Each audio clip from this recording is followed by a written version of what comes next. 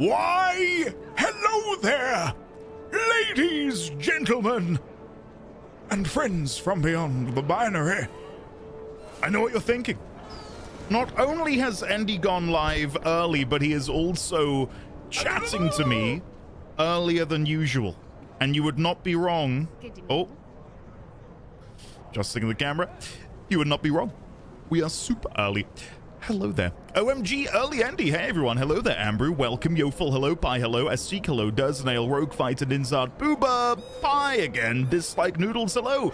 Here early to make sure I get the recap. Never seen even a clip from this game before. Well, I'm going to try my best. Ended hypey. Skull, welcome. Thank you for the 31 months.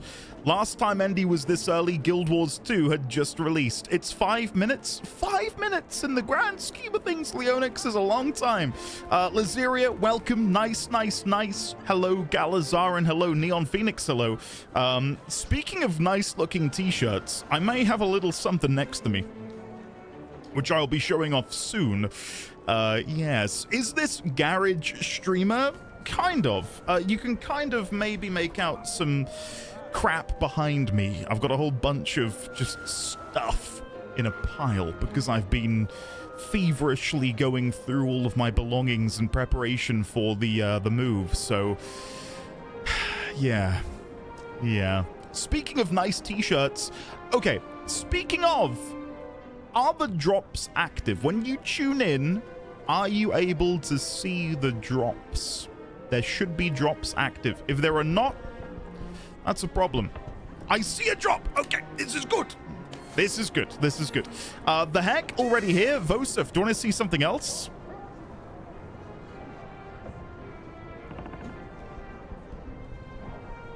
That's right. That's right. I wore that yesterday. It's not dirty. I probably do need to wash it, but I thought I'd show it. So yeah, moving on. The first piece of merch sample stuff has indeed arrived, and it is good. It's nice. So yeah, I'm super happy. Super happy with the quality. Hi friends. Hello there, Artisian. Hello there, Bashiel. Hello there, Hiss. Jumping Spirit, Gallo Mist, Ambrew McMuttons. Drops are enabled. There we go. Amazing. Enjoy. I don't really know what is available in the drop pool. I just know that there are drops. So yeah, take a look. Maybe there's some cool things in there.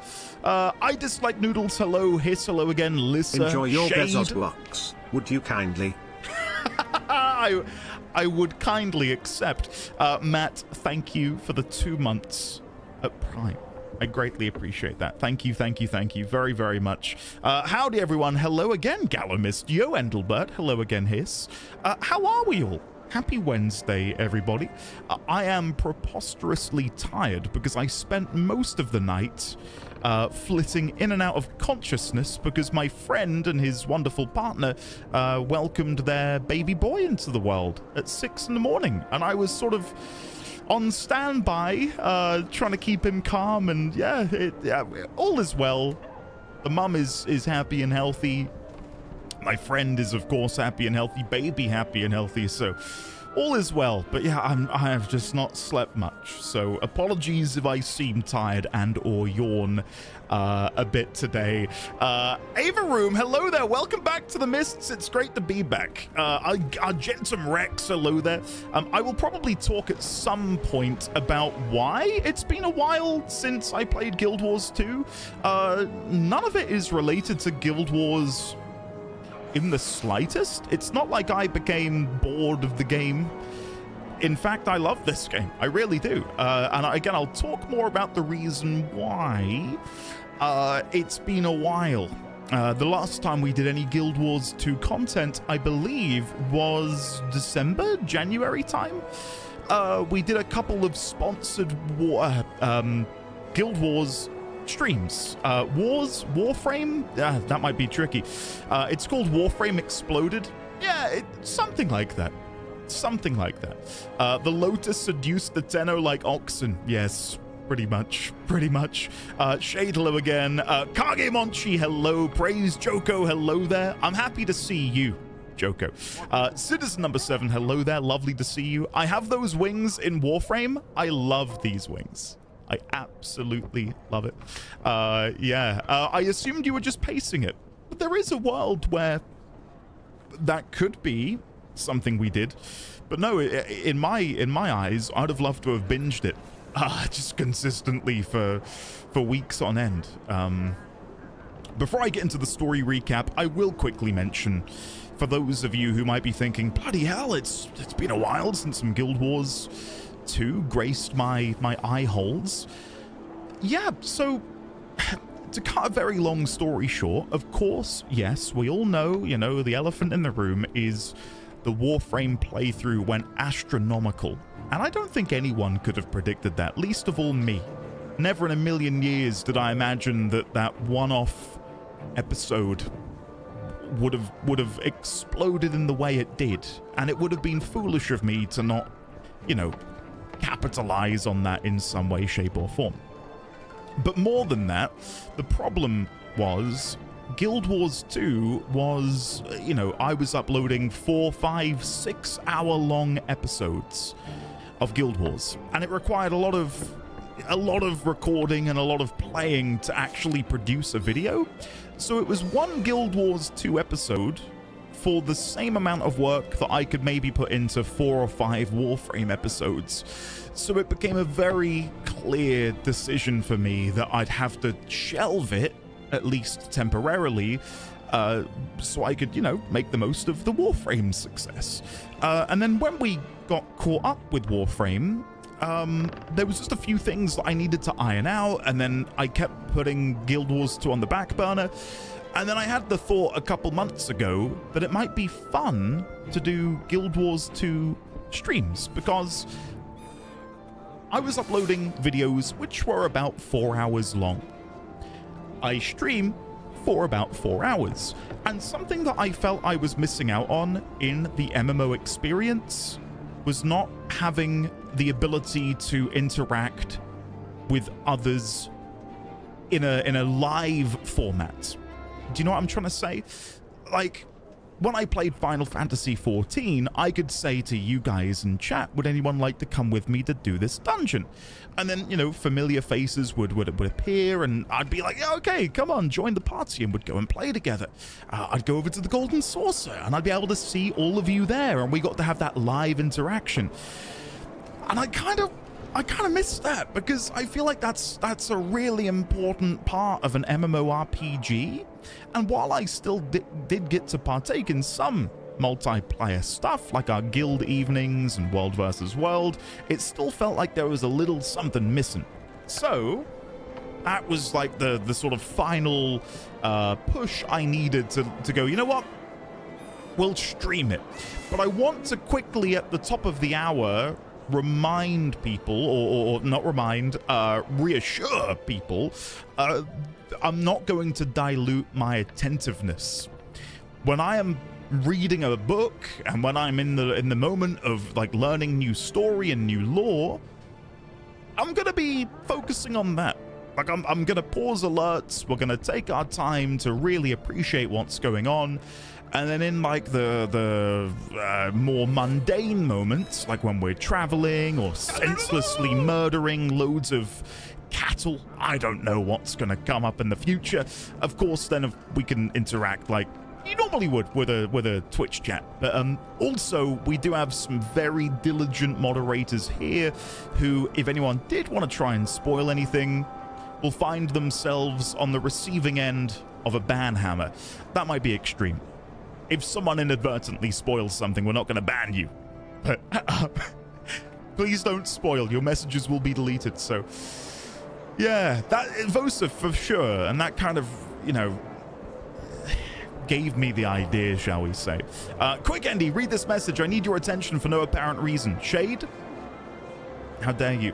I still feel so bad for dropping Guild Wars 2 so early. It was fun. I just didn't have nearly enough time, and the early game didn't grab me enough, I guess. It's interesting you say that, because for me, the early game is... probably one of my favorite parts, weirdly. I really love that sort of opening moment, shall we say. Steez, hello there, how are you? Opening few moments in any RPG, but mainly an MMO, where you are just some random person who, you know, gladly accepts the call to arms to save the world, and then you go on this sort of like trajectory which leads you to being the savior or the hero or whatever you want to call yourself. And yeah, I really enjoy that first little bit where you're learning how to be a hero and stepping out into the world for the first time. So yeah, we do have a recap. I can quickly flash that up on screen. There it is, a Guild Wars 2 recap. We'll look at that in a second. It should give a pretty good recap of what I've done and serve as a nice reminder for people who maybe followed me along on the journey. It doesn't cover everything, because if it did cover everything, well, we'd be here for maybe 20 hours.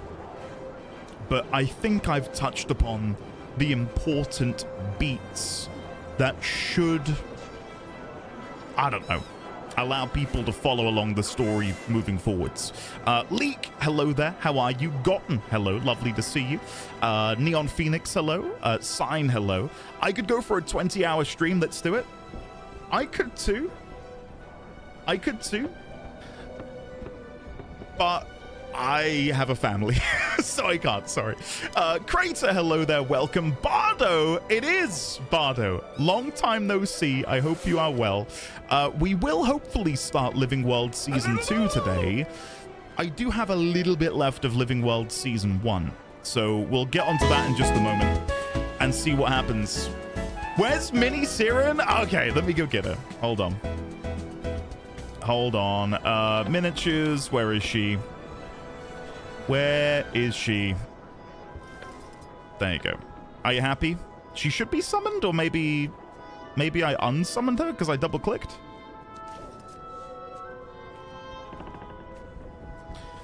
Oh, there we go. Hide, unhide. There we go. There she is. Sorry, whoa. It's been a while. Anyway. Completely unrelated to Guild Wars 2, but do you reckon you'll check out Destiny 2's update? Tempted, really tempted. I did see that the pack was £20.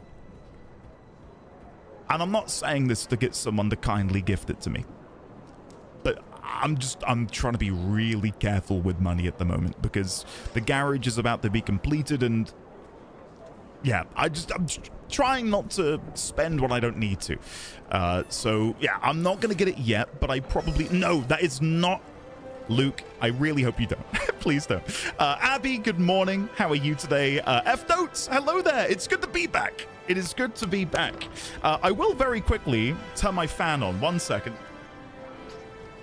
It is hot. Really hot. Apologies if this gets picked up on the mic at all. There we go.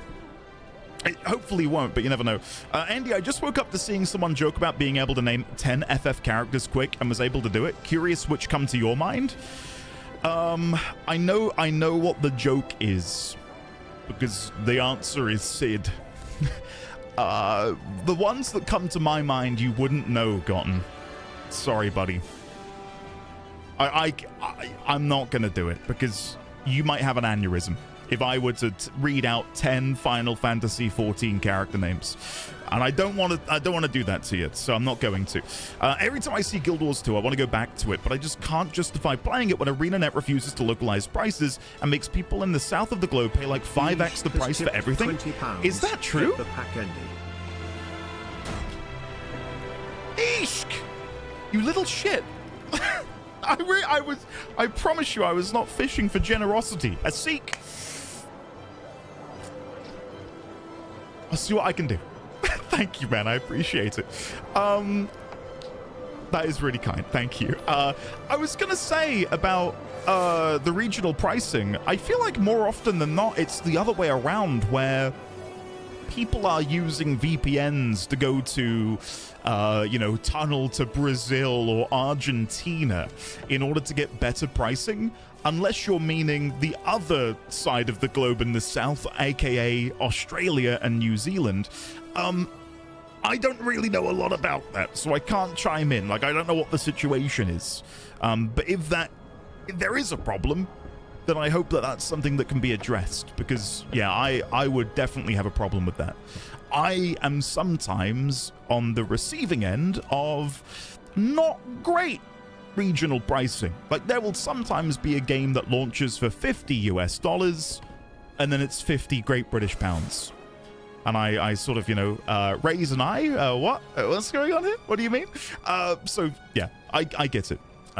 Steam has a set of default regional pricing. They were recently updated, but historically were really out of odds with FX rates, but a publisher has the rights to overrule them when setting up a product pricing. I see. Citizen, agree. Win, lovely to see you. Hello, how are you today? Regional pricing has stopped me from gifting Destiny 2, the bastards. Good, Luke. I'm glad. Stop being so kind, everybody. I've kind of given up on some games due to regional pricing, but I'm also pretty patient to wait for a sale, because lots of games need patches anyway. For sure. I've definitely been a part of the Frugal Gamers subreddit in the past, and for anyone who's unfamiliar, I encourage you to check it out. It's a great way to find deals on games that are like 5-10 years old or even older at a really good rate. And if you are happy to be patient, you can get some bloody good deals. So, hey Andy, any tips on not getting soured on this game here? I really kind of want to, but I have this friend that constantly just glazes it to high heaven while constantly pissing on 14. Murray, get in here. I mean, no offense to your friend at all, but I cannot stand rampant tribalism. If you've watched me, you know that I've been very vocal about wanting to diminish any and all MMO tribalism. I think it's fair and absolutely fine to have your favorite, of course. I think that's natural. But you should never talk positively of your game just so you can be negative about someone else's game. That's just kind of being a douchebag, is what I would call that. That's being an asshole. It's almost like it's done in order to either discourage you from playing that game or to make themselves feel better about the game they're playing, as if they need to diminish others in order to make themselves feel better. It's a character trait of many people where they will make themselves feel better by diminishing others. And that sort of bleeds into the tribalism aspect of video games, MMORPGs, and of course, consoles. I think most of us would have been around during the time of PlayStation versus Xbox, and people getting really tribal about it. I love Final Fantasy XIV. I love Guild Wars 2. They're not mutually exclusive, right? I can like both of these games without having to nitpick and be negative about the other. The way I view it is I think Guild Wars 2, for me, is a great home away from home that you can make your home if you want to. And I know that might sound like a bit of a, word vomit, but let me try and elaborate a little bit. Most MMORPGs and games, take for example Warframe, which I know many of you play. Most MMOs and online games nowadays run on a patch cycle, which tends to be 3 to 4 months. The beauty of Guild Wars 2, because of its horizontal progression, is you can leave it for 3, 4, 8, 12 months, who knows how many. Come back, and everything is pretty much the same as you left it. And you're then able to re-explore the world, farm a legendary, do some world versus world, and then, Final Fantasy XIV's got a new patch. I'll go play that for a month. Path of Exile's been updated, a new league. I'll go play that for a month. Warframe's got a cool new update where I can play as Orion and Sirius. Well, I'm going to go play that for a few weeks. Then I'll go back to Guild Wars 2, and it's like nothing's changed. You're not penalized for playing other games. There's no FOMO tactic unless you would include the Wizard Vault in that, but I personally wouldn't, but that requires a lot of... I'd have to elaborate a lot on why I don't think this is FOMO, but that's a whole other thing entirely. I guess the way to not burn out on something is to play it until you feel like... How do I word this? If you begin to feel like it's a chore to log in, stop. Don't force yourself to play. And this doesn't just go for Guild Wars 2. This is any game. If you're logging in and you feel like you don't want to be playing it, don't force yourself. I think far too often, especially MMOs of yesteryear, World of Warcraft, they would kind of, you know, force isn't the best word to use here, but they'd kind of, you know, force you to play daily. You know, whether that was to get your daily reputation. In Mists of Pandaria, for example, like I would come home from college, spend maybe 2 hours flying all around Pandaria doing my daily reputations. Then I'd have to go and do my daily dungeons. And you know what? I heckin' hated it. But I did it because if I didn't, then I'd fall behind on the treadmill. And I couldn't live with that. So it was, which poison do I want to take? The one of boredom or the one of disappointment because I fell off the treadmill? And I think a lot of MMOs did that in the past, and they definitely do still do that to an extent nowadays, but nowhere near as bad as before, in my opinion. So what I'm trying to say is, play it until you're not enjoying it.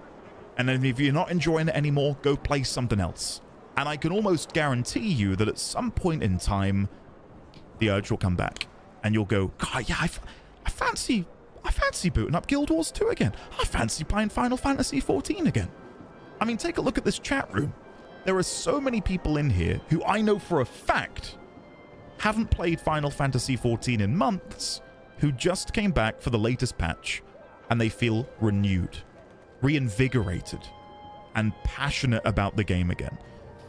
If you like something a lot, that won't just disappear overnight. Sometimes, yeah, you need to take a bit of a break and then you can come back to it. And it's, yeah, it's as simple as that. When the fun stops, stop. Kudra, am I at the Odeon? What's happening here? Skitty, hello, Skitty. How does it feel? How does it feel to be an auntie? I'm so happy for you. You know who as well, your family. I'm so happy, and I wish you guys all the best. I've tried a lot of other MMOs, but I think the largest turnoff for me is the subscription model a lot of them seem to have. That's totally fair. That's totally fair. And agreed, Abby. I couldn't agree more. I'm on the opposite end of this. I don't mind a subscription model in an MMORPG, but there's a big asterisk next to that. If I'm paying a subscription to an MMO, there better be no pay-to-win mechanics inside of it. None whatsoever. And they shouldn't gate anything power-related and or... how do I word this? Don't paywall armor and weapons and mounts, which are exponentially better looking than anything you can earn in-game. Because if I'm paying a subscription, I'm kind of doing that in order to remove a lot of these modern gaming tendencies. Because I don't want to interact with inherently FOMO, dark pattern stuff. Like, I don't want that. Give me a game that is solid, doesn't require additional payments. I think Guild Wars 2 is in a really nice spot as a free-to-play. Well, no. It's buy-to-play, isn't it? I think. The expansions. I think the base game is free-to-play. Correct me if I'm wrong, because I might be wrong. I think Guild Wars 2 base game is free. I'm going to let someone confirm that for me before I continue. Is it free? Because when I played it back in 2013, I bought it. Yes, okay. I think I had this moment in my playthrough where I was like, wait, it's free now? When I bought Guild Wars 2 back in 2013, it was £30, maybe. And then I think like 4 or 5 years later, they made it free. Anyway, you buy an expansion, you can play it, you own it. They can't, well, they can take it off you if you do something naughty, I imagine, but you know what I mean, it's yours. You don't have to pay a subscription to play it again. But what I really like about Guild Wars 2, in sort of defiance of other free-to-play / buy-to-play MMOs, is the cash shop, I believe personally, is really fair. Because something beautiful about the cash shop here is you can earn all of the items within it purely by playing the game. The game has, if I quickly show you, I believe it's over here, you can trade in-game gold on the right-hand side for gems. Gems are the premium currency of Guild Wars 2.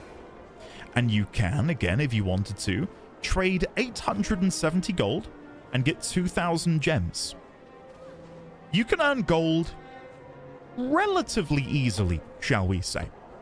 I would say. I don't think it's that difficult to earn in-game currency. So if you didn't want to ever swipe your credit card for any additional in-game, premium currency, you don't have to. For example, I own a weapon.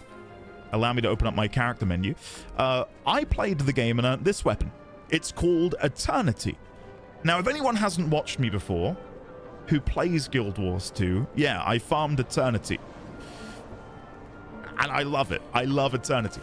I could have sold this for about 3,000 gold if I wanted to. But I didn't. But I could have had 3,000 gold, which would have been 6,000 gems. And that would have brought me a lot on the cash shop. So, I think that's a really fair model because you never have to actually, again, swipe your credit card to do anything. You can just play the game and acquire these and everything will be fine. Hold on. How much do you have to play to earn enough gold? I don't have that time. See, that's sort of like the, how do I word this? That's the rub, I guess? Because I had the same query in the World of Warcraft. Because WoW introduced the WoW token. And you could buy a WoW token on the EU servers for 200,000 gold. That would get you 1 month of sub, I think, which is right now about $9.99. So let's just say £10. So £10 equates to about 200,000 gold. £10 is a little under an hour's work at minimum wage, just for example. I could not earn 200,000 gold in that game in an hour. No way.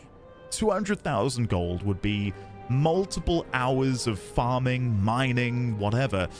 So you gotta like make that decision yourself, whether you think that it would be worthwhile spending, 10, 20 pounds here or there on the game, or farming things in game.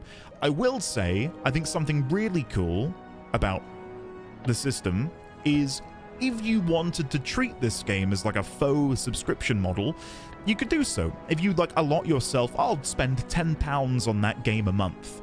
And that way you can rationalize it as being adjacent to an FF14 subscription or a World of Warcraft subscription.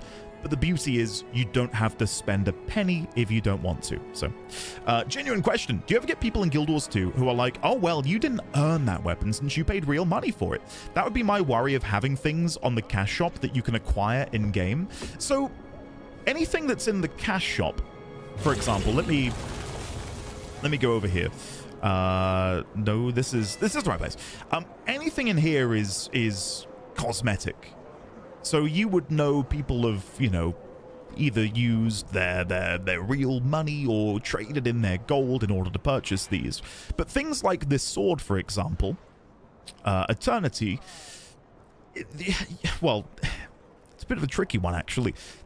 This is acquired in-game away from that system, but you can also just buy this from the market board.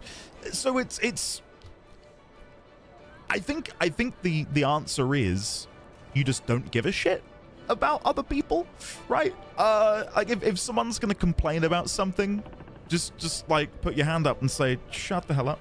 I don't care. You know, I'm happy. I've got my weapon, I've got my skin, whatever. Just don't care is what I would say. You know, I don't think anyone really cares because a lot of people wail in Guild Wars 2. Well, God, for those waiting, I do have the Guild Wars 2 recap ready to go, and I'm very excited to share this. I will quickly say, Holy Icon, I love your enthusiasm for this chat room right now. Lovely to see you, Holy Icon. Hopefully you're well. Hopefully you're doing good. I was gonna say something which is rife in any MMO and cannot be policed is the idea of boosting. So Dawn, I know you play FF14, and I know many of you play FF14. You can go online and there are dedicated websites where you can say, hello, I am absolutely shit at this game. Can you boost me through Dragon Song Ultimate? Can you boost me through Ultimate Weapon? Can you boost me through blah, blah, blah, blah, blah? You cannot tell if someone has actually boosted to acquire one of those ultimate weapons unless you do a lot of research. But that exists, and it's rife in WoW, it's rife in FF14. I imagine there's probably something like it in Guild Wars 2 as well. It's inescapable. People will pay for it, so it will exist. And it's just an unfortunate circumstance. I mean, I technically brought a boost in the World of Warcraft in 2006. Yeah, it was 2006. I paid with gold, not real money. Whoa, not real money. I traded 200 gold to get the Bloodfang Spolders from Cro-Magus in Blackwing Lair. No regrets. Those shoulders look sick. So, yeah, I parted with my 200 gold, and it was well worth it. Well worth it. Endy was evil back then. Well, it was less a boost and more a way to... here's a deep cut for any MMO heads of yesteryear. I paid the 200 gold to circumvent spending DKP. Let that one sink in for anyone who played MMOs in the noughties. Honestly, you do earn a lot of value in Guild Wars 2 just passively. A lot of it isn't raw. I mean, if you go and farm the world bosses, you get so much, don't you? Just passively. What's DKP? It stands for Dragon Kill Points. And I believe it originated in EverQuest. I could be wrong. It could be wrong. But I'm pretty sure it originated in EverQuest. And the idea was, say you're in a raid of 40 people, you would have a pre-allotted system where, say you beat boss 1 of 10 in a raid, anyone in the raid when that boss died would get 10 DKP. Second boss, another 10 DKP. Third boss, another 10. And then when a boss dropped, like, Sword of Death, for example, you would then bid on it. So you would message the loot person and be like, I will bid 50 DKP. And then, you know, the loot guy over Ventrilo would go, we got a bid for 50 DKP from an NDD20. Do we have any more bids coming in? That's going, gone. Well done, NDD20, on winning the Sword of Death. And then you would lose the 50 DKP, and then you would get your item. But you had to spend wisely, because you'd only want to spend it on things you really wanted. Because if you waste your DKP, then you won't have it to bid on a really good item, which might drop later in the raid. But anyway, that's archaic. That's like Sword of Death goes brr. I got a Fang of Viscag, I think it was, from Onyxia's lair. That was the most I ever spent DKP wise. Back in Onyxia's lair. I played a combat rogue. Anyway, I'm gonna stop reminiscing about yesteryear. Let's move on. Well done. Thank you, MakerStay, for remembering that. The Sword of Endy, that will do it. Belatedly, hello everyone and welcome. Guild Wars 2 back on the menu. I'm gonna try and recap the story a little bit. Now, I know this isn't gonna be perfect because, again, I did like, what, 10, 4, 5, 6 hour long episodes of Guild Wars 2. That's the one, Sandwich. That is the one. I think I've recapped most of it. And if anyone has any questions, I can hopefully answer them. But if I can't answer them, we have a chat room full of wonderful, handsome, gorgeous, beautiful people who can help. So, Bear, hello. Hello, Andy. Hope you and the chat are well. So glad you were streaming because I've started working on a personal trainer course. Bear, I'm overjoyed for you, buddy. It really sounds like you've got a wonderful career ahead of you. And I'm glad that we can hopefully provide you some entertainment while you work on that. Not a cute chat room. Artisian, it's mainly being lifted by you. You're doing some very heavy lifting. I need that remade Zaitan fight. I have heard they're remaking it. And all I can say is, hell yeah. That Zaitan fight at the end of Guild Wars 2, I think we can say somewhat objectively, it's kind of mid. It's lacking. It is really lacking. Make a stay. Thank you for the £2.50. I appreciate that. Mid is generous. I would have said it's bad, but I've got a soft spot for Zaitan. Weirdly, I don't know why or how. I've got a soft spot. And I think it was the visuals. Yeah. Yeah. But no, it was not good. It wasn't great. But anyway, let me quickly wet the whistle. And then I will do the recap. I will also say, for quick office update, John, the builder, is currently out there laying the flooring. And it is half done. So this Friday, it should all be good. The flooring should be done. The desk should be cut. The only thing I'll have left to do is get the plates put on, the sockets, and the air conditioning will be fitted on the 18th. I believe it's the 18th. I'm now going to quickly check my phone. I'm pretty sure it's a week tomorrow. Yes. A week tomorrow. Everything should be done. Whether I'll be out there by then, I don't know. I don't know.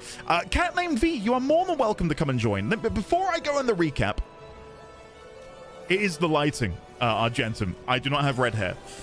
I've got a red light back here somewhere. You can kind of see it, but anyway. Let me quickly have a look. So, Guild.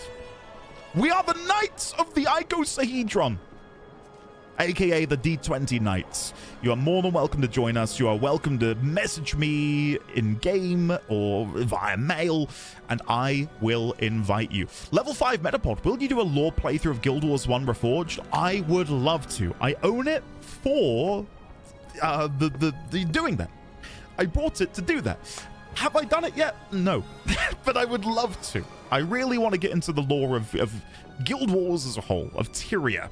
So, yeah, it's not D1000, still the old office, but things are slowly moving in the right direction, thank goodness. So, I picked up the game 3 years ago on an insistence of a close friend, but quit after 20 or so odd hours. Picked it up again in the last week with the mindset I play Warframe with, and it's been a delight. Wow, that's incredible. I'm so glad to hear that.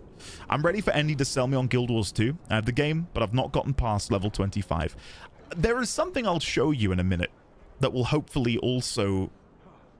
Well, give me a second. Let me quickly check. There's something in this game that I think will genuinely blow everyone away if I'm able to show it off. Okay. There is... Okay. Give me a second. I'll go over the recap in just a moment. But let me... What is it? It's Wednesday, the 10th of June at 20 to 3. We're in the middle of the day. People are working. Let's go see if there's anyone just randomly over here, shall we, in this zone? I mean, there's people down there doing that hero challenge. Look at that. Well, I mean, it's one person with their clones. One of the most exciting parts about Guild Wars 2 is the open world and just how busy it is. So if we come over here, I'm hoping this works out. Again, I've not planned anything. But in about 5 or so minutes, a world boss will spawn. And then when that happens, I can hopefully show you something. But again, we're in the middle of a random Wednesday. It will blow your mind, the amount of people who attend these world bosses. It is such a good feeling to be part of this horde of players fighting a boss. Like, it is genuinely incredibly fun. But yes, Give me just a moment. I'm going to wet the whistle, and then we're going to go. It's like FF14 hunt trains, yeah. Pretty much. The yellow name here means they're in our guild. So Zinja is in the guild, which is why they're yellow there. Yeah. Well, Xaviax, not necessarily, because a friend of mine who is employed but works from home found Guild Wars 2 to be like the perfect game to have minimized. Like, he would just boot the game up, follow the event timers, go to the zone where a world boss would spawn, and then when you hear like the clarion call, he'd tab in, fight the boss, go to the next zone, go back to work. And it worked out. He really enjoyed it. So anyway, let me go into the recap. So come with me to the recap. So again, this might not be great. I think it's okay. It's enough that it should hopefully whet your appetite. So the key characters who I need to tell you about. Number 1, the Commander. That's us. We rise from a local adventurer to the military leader of a united Tyrian army over the course of the base game. I highly encourage anyone to give Guild Wars 2 a go. It's free, and this part here, where you rise from the local adventurer to this military leader, is an incredible journey to go on. It's so fun. It's so exciting. Most of the starting zones in this game are a joy to explore. They are beautiful, they're colorful, they're interactive, there are puzzles to complete while you adventure. It's not a traditional MMO. Belatedly, Costa Liliescu? Apologies if I butchered that. Thank you for the £5 super chat. Welcome back to Guild Wars 2. It's so nice to see you. We've missed you. Now to get ready for you breaking our hearts when you leave us again in the future. I'm not going to leave you. I'm not going to leave you. I promise. Okay, I promise with an asterisk. Pending global annihilation or anything really bad, I'm not going anywhere. I won't be here the second week of July. Just going to say that now. I mean, Vosif, I'm still here. So, I'm just saying. Anyway, back to the recap. So, we've got the Commander. That's us. Destiny's Edge. A legendary guild that went their separate ways after a tragic defeat against Kralkatorrik, an elder dragon, which we'll come on to shortly. Key members include Logan Thackeray, who is a human, Ritlock Brimstone, who is a char, and this here in the game, actually. Now, this isn't the best visual because they're wearing a very extra helmet. Char are very much a bipedal, bestial race. It's kind of hard to describe. They're more than just like wolfmen. Cat bulls. Yeah, cat bulls is a good way of describing it. We do actually have a couple other races here. So this is an Asura. This is a Sylvari. Who are, and I'm going to be really broad here, they're kind of like tree people. Is sort of like the byline for Sylvari. Over here... 2-1, sorry, Wommy, sorry, Wom. Sorry, years. Hard to believe it's been so long. Ben, thank you for the 2 years at tier 3. I sincerely appreciate it. Thank you for that. Ben, thank you, buddy. Welcome back. Tree people? They're tree people! What do you mean? They're tree people. Very much the Guild Wars version of elves, yes. I'd agree. We've got a couple of Norns here, who, as you might expect, are, again, to be really broad, just bulkier humans. You do, of course, have humans. We've got the Asura down there. But yeah, we'll come on to that. We'll come on to that. Let's go back to here. So, Ritlock Brimstone, the Char, Kaith, the Sylvari, Erstagulkin, the Norn, and Zoja, the Asura. And for those of you who are fans of the lovely Felicia Day, you'll be pleased to know Zoja is voice acted by Felicia Day, which is pretty cool. We then have Traherne, a Sylvari necromancer and scholar.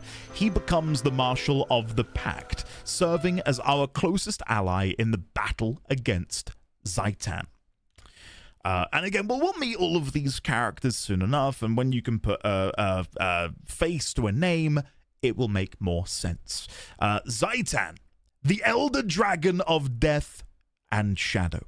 It rules over, or ruled over, the sunken city of Or, the primary antagonist of the base game. Next up, we have Scarlet Briar, a brilliant but unpredictable Sylvari polymath. Driven mad after peering into the eternal alchemy, which we'll come on to, she is the mastermind behind the events of Living World Season 1. Living World Season 1 is essentially the... for FF14 players, Living World Season 1 and Living World Season 2 are kind of like Point X patches, where it's not the core expansion or the core game, it's a side story of sorts that will still be incredibly relevant to the future of the world, but isn't like a tentpole release. Like, it's not something that people would come back to the game for necessarily and pay money for. Post-patch content, yeah. And then finally, we've got the new crew. Allies we gathered during Living World Season 1, including Brahm Airson, or Air's son. I wonder who he might be the son of. Rox, Marjorie Delacroix, and Casimir Mead, and Timey. And Timey is one of the best characters in the game, to answer Kevin's earlier question. Okay, that is the wrong one. Rox! They're good. Timey is incredible. Okay. Follow me for a recap. Oh, wait. The event might be beginning. Hold on. Let's see how many people turned up. So look at the amount of people on a random Wednesday. It's some random hour in the day. This is all of these people who appeared to come and fight this boss.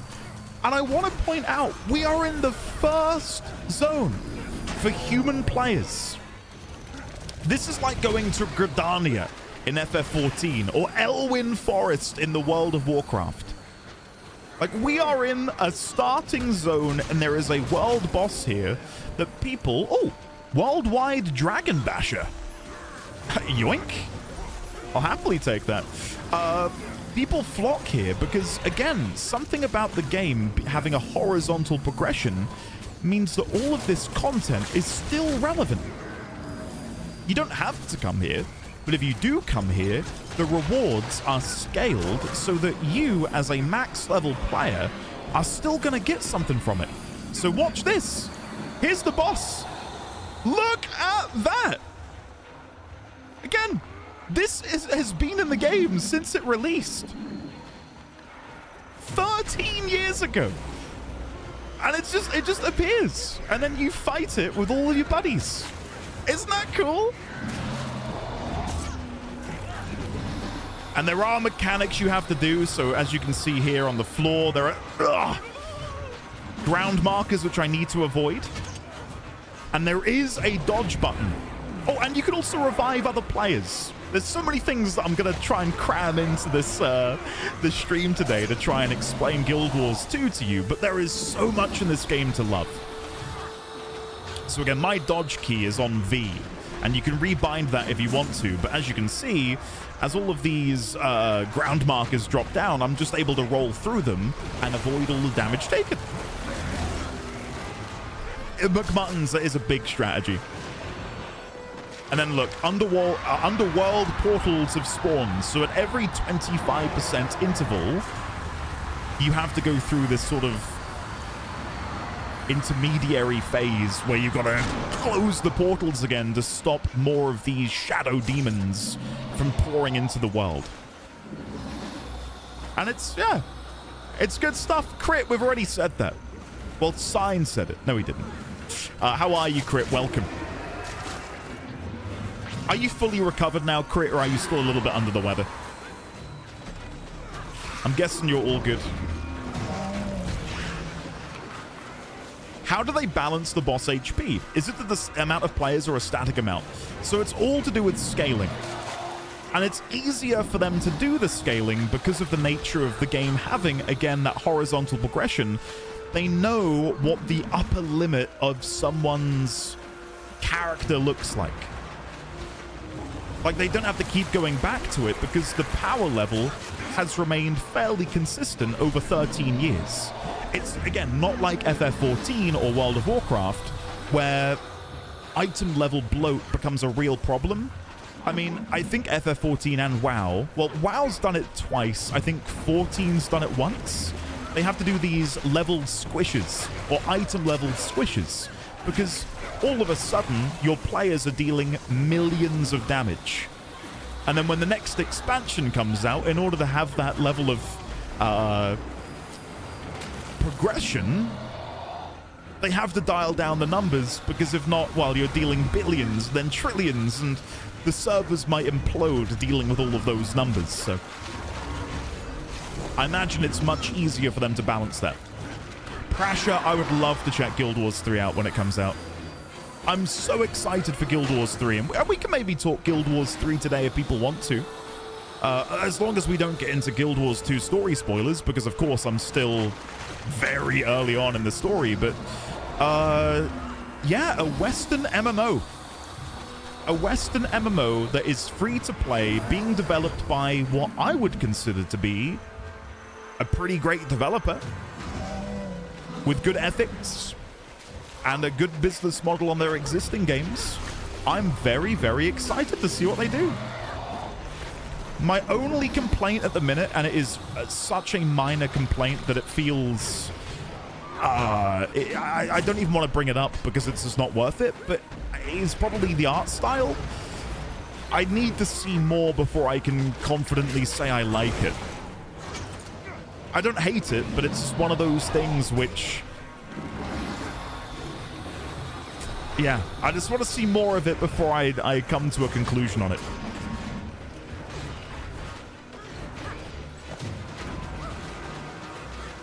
Yeah, I remember the Garrosh thing. Crit, same. But I because it's so early doors, I'm not gonna make my bed and lay in it.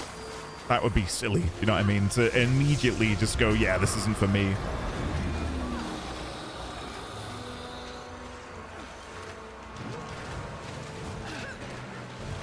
Yeah, I mentioned the other day that Guild Wars 3 reminded me when it first appeared of Dauntless, the free-to-play Monster Hunter-esque game. It just had this slightly generic style to it that I don't know. Does anyone remember? I think it was called EverQuest Next. I'm going to try and get a picture of EverQuest Next up in a second. It kind of reminded me of that as well. Which was meant to be like EverQuest's foray into a modern MMO market. And it was kind of like riffing on things like Rust and Ark, where it really wanted to focus on base building, and it was shit. It wasn't good, in my opinion. Holy Icon, I'm so sorry. Please accept my profuse apologies. Can we still be friends? I'm so sorry. If you like coordinating with other players, try the Heart of Thorns metas. I don't know if I'll get to those today because I'm still in Living World Season 2. Okay. Let's see what loot we get. Now, ignore my inventory. This is a mess. Don't pay attention to any of this. Right, so what have we got down here? Worldwide Dragon Basher. Okay. Worldwide Dragon Basher. Okay. And then my reward for defeating the world boss. 1 piece of rare, unidentified gear, and 4 Fallen Adventurers backpacks. And again, I'm not going to get too into the nitty-gritty of all of these things, just because it's... Oh, okay, let me teleport back to Lion's Arch, or Divinity's Reach. One moment. Because there's something which I need to talk about before we dive in fully. And that is, a lot of what you see today is going to be overwhelming. An MMO is something you spend hours, months playing. And systems are within systems are within systems. And it can be very overwhelming to watch someone play an MMO if you are totally unfamiliar with it. Like if I show you this and show you the stats, you're probably thinking, WTF, BBQ, Roffelmau, is that? I don't know what I'm looking at. What do all the colors mean? It will make sense over time. Or if you play the game. Or years even, yes. You want me to zoom out on the world map? Do you want to see this? Okay, so we're here in Divinity's Reach. If we zoom out a little bit more, this is Queensdale. And this is where we fought that Shadow Behemoth just now in the God's Lost Swamp. If I zoom out a little bit more, this is most of the human area, as you can see. Over here, we have the Norn area, as you can see by the snow. All of these different zones, and if you zoom in, you can teleport to any of these waypoints for a small fee, 2 silver, which is not much whatsoever. If I zoom out even more, we've got the Char lands over here in Ascalon. But let me zoom out even more. Let me zoom out even more. There is stuff everywhere. And I believe this area over here, Kastora, as you can see by the level 80 icon here, I believe this is where the most recent expansion takes us. And that's all the way over here on the other side of the ocean. If I come down to the bottom, there's this whole area, which I don't know which expansion this is, but this is known as Cantha. I'm not going to zoom in too much because I've not gotten here yet, and I don't really want to know what the place names are. But this is another location down here. The map is huge. Yeah, it's incredible. And then if we go back up here again, there's like little archipelagos and islands and stuff. If we look through here, this purple scar through the land is quite important. But you can actually stand inside of it if you wanted to. There are so many locations along the map that you can just teleport to and have a good look at. And there may or may not be a world boss which you can fight within that scar, which is pretty fun. But yeah, there's a lot of really interesting world bosses in this game. One starts in half an hour, so give me a second. I'm just going to quickly go on my phone. I'm going to set an alert for half an hour, and then we're going to go over and fight this world boss together. There you go. There we go. So yeah, we'll come on to that. Andy, you've convinced me to get the game. There is so much I'm yet to say. So if you're sold on what I've shown so far, then that's incredible. God, there's so much I need to do, and I don't know where to begin. Let me quickly do the... No, I won't do the story recap yet. I know I said I would, but we'll do that before we dive into the story, which will be soon. We will do the story recap in just a moment, but I'm going to wait until we're about to do the next story mission. Something that I love about Guild Wars 2, and I want to quickly talk about before we continue, is what I think is the game's biggest USP outside of the world bosses and the community around the game, is you can play this... We're getting the recap in like the next 15-20 minutes, okay? It's coming.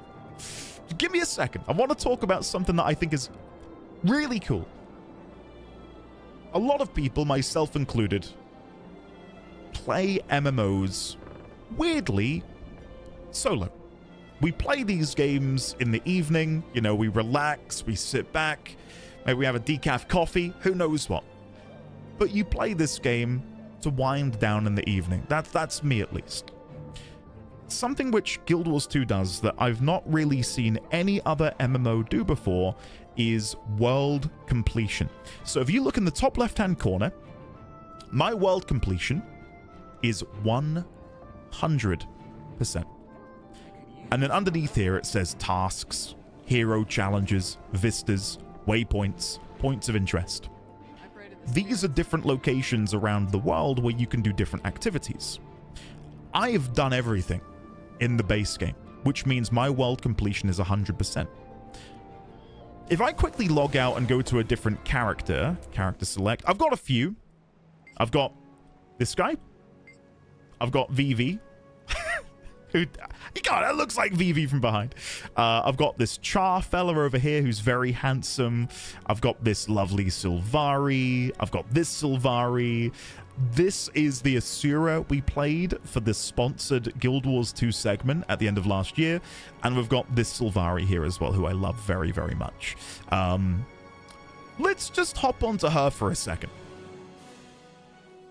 I'm going to show you what world completion looks like if you've not done it before. So, coincidentally, I was here fighting the Shadow Behemoth last time I played. So if I open up the map, you can see that on this character in the top left-hand corner, my world completion is only at 2%. That's kind of pitiful. But if I look at my immediate surroundings, I can see undiscovered point of interest, undiscovered vista. I've got this objective over here, undiscovered POI, hero point to earn, and then you can use those as motivation to explore the world and see what you can find out there.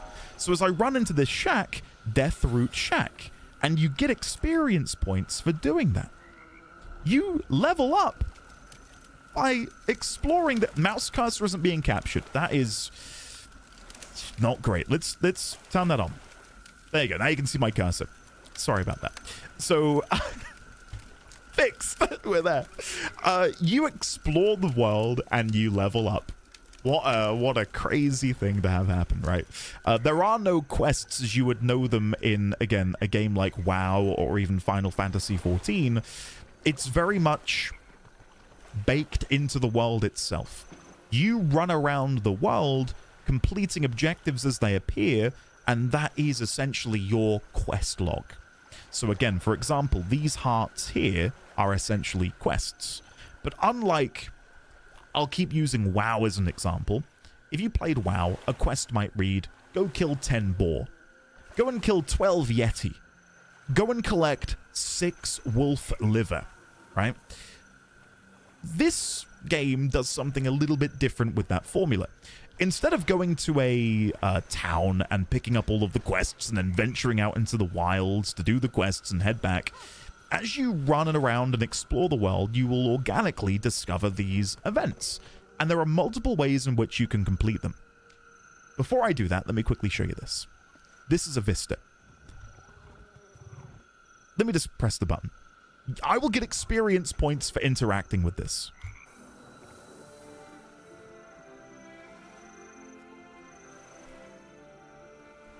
You click a vista, and it just shows you a sweeping cinematic shot of the nearby area. Now, I'll admit, this is very lackluster. There are some really cool vistas in the game. Like, if you're at the top of a mountain and there's a vista up there, you can get some really cool looking cinematic shots. That one was, yeah, kind of shit. It wasn't that impressive. There's some really, really cool ones. But if I quickly run down here, so let's triangulate a little bit. Let's go get the hero point. Then we'll get the point of interest, grab the waypoint here, and then we'll run northwest to this renown heart. So follow me. Using my minimap in the bottom right-hand corner, I can look down here. So the hero point is down there. Temple of the Ages. So if I go underwater, which... God, there's so much about this game that I just want to wax lyrical about and scream at you. Watch my action bar. Right now I'm using a longbow, as you can see. Watch what happens when I go underwater. You have an entirely different weapon set, depending on whether or not you are underwater or on the ground. Because of course, a bow and arrow isn't going to function underwater. So instead, I now have this aquatic rifle, which has its own unique skill set. One of them being Feeding Frenzy. Drive piranhas into a feeding frenzy around your foe, apply fury to your pet. So if I click that, you'll watch as piranha begin to chew on this veteran marsh drake. And there's so many different abilities you've got here, so I can recoil and repel myself like so. If you've played a hunter in WoW, it's very much like disengage. And then because of the nature of me being ranged and being able to slow them, I can just run away from them, continuing to shoot them with my gun. This person's joining in. They just shot briefly before diving down to the node. I was hoping they might help me and that would show the community spirit of the game, but They might help me now. Let's see. Come on. No, they're having none of it. Never mind. I thought they might help me, but they've not. That's fine. There you go. So defeat the veteran Marsh Drake, and then I can come down here. A mystical structure predating the oldest memories of Tyria. The Temple of the Ages ruins course with an ancient and unyielding power. It said time itself originated from this sacred place. Commune with this place of power. So as you can see, I'm communing. It's a very interesting animation. And now I have a hero point, which if I come up here and go to my training tab, I can acquire brand new abilities using the hero points that I acquire in the world. So if I go into command training, Sikkim. Your pet rushes at your foe, revealing them and dealing increased damage. Yeah, I'll take that. Guard, utility skill. Yeah, I'll take that as well. Protect me. Yeah, we'll grab that one as well. And then I can add these in down here, like so. And then you can customize your character that way. But yeah, let me go over here. We're going to go grab this next POI, and then I'll go over to the Renown Heart and show you what questing looks like in this game. So this should be the POI, Temple of the Ages. And as you can see, there's this statue up here, which may or may not have relevance. You can take a photo of that and put it in your Obsidian document if you want to. And we can chat to this guy, Tortured Spirit. No more. Show me what torments you, spirit. And then he summoned a shade, which is, you know, it's a little bit janky, the animation, just because of the nature of how old the game is. But there you go. So we can help him no longer feel tormented, and you'll notice his name has changed to Restful Spirit, and then he disappears. But that is part of the Renown Heart nearby. And you can do so many different things to complete that Renown Heart. It reads in the top right. Annoyingly, my camera's in the way. Let me hide that. Close portals to the underworld, vanquish portal minions, and put tortured spirits to rest. And then you just pick whichever one of those you want to do. And then you go and do them. And it is great. But another thing that I love about the game is the weapon swapping system. And I think if I'm going to show that to you, I'd want to go back to my Necromancer. So let me go back over to her.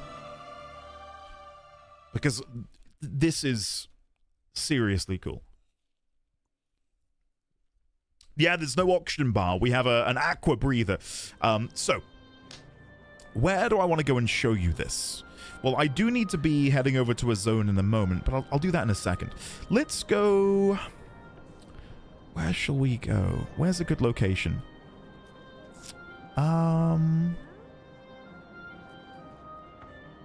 What's like a really cool looking zone? Maybe Snowden Drifts. Blaze Ridge Steps. We can go and stand in the Scar, maybe. Let me show you something. Let me show you something.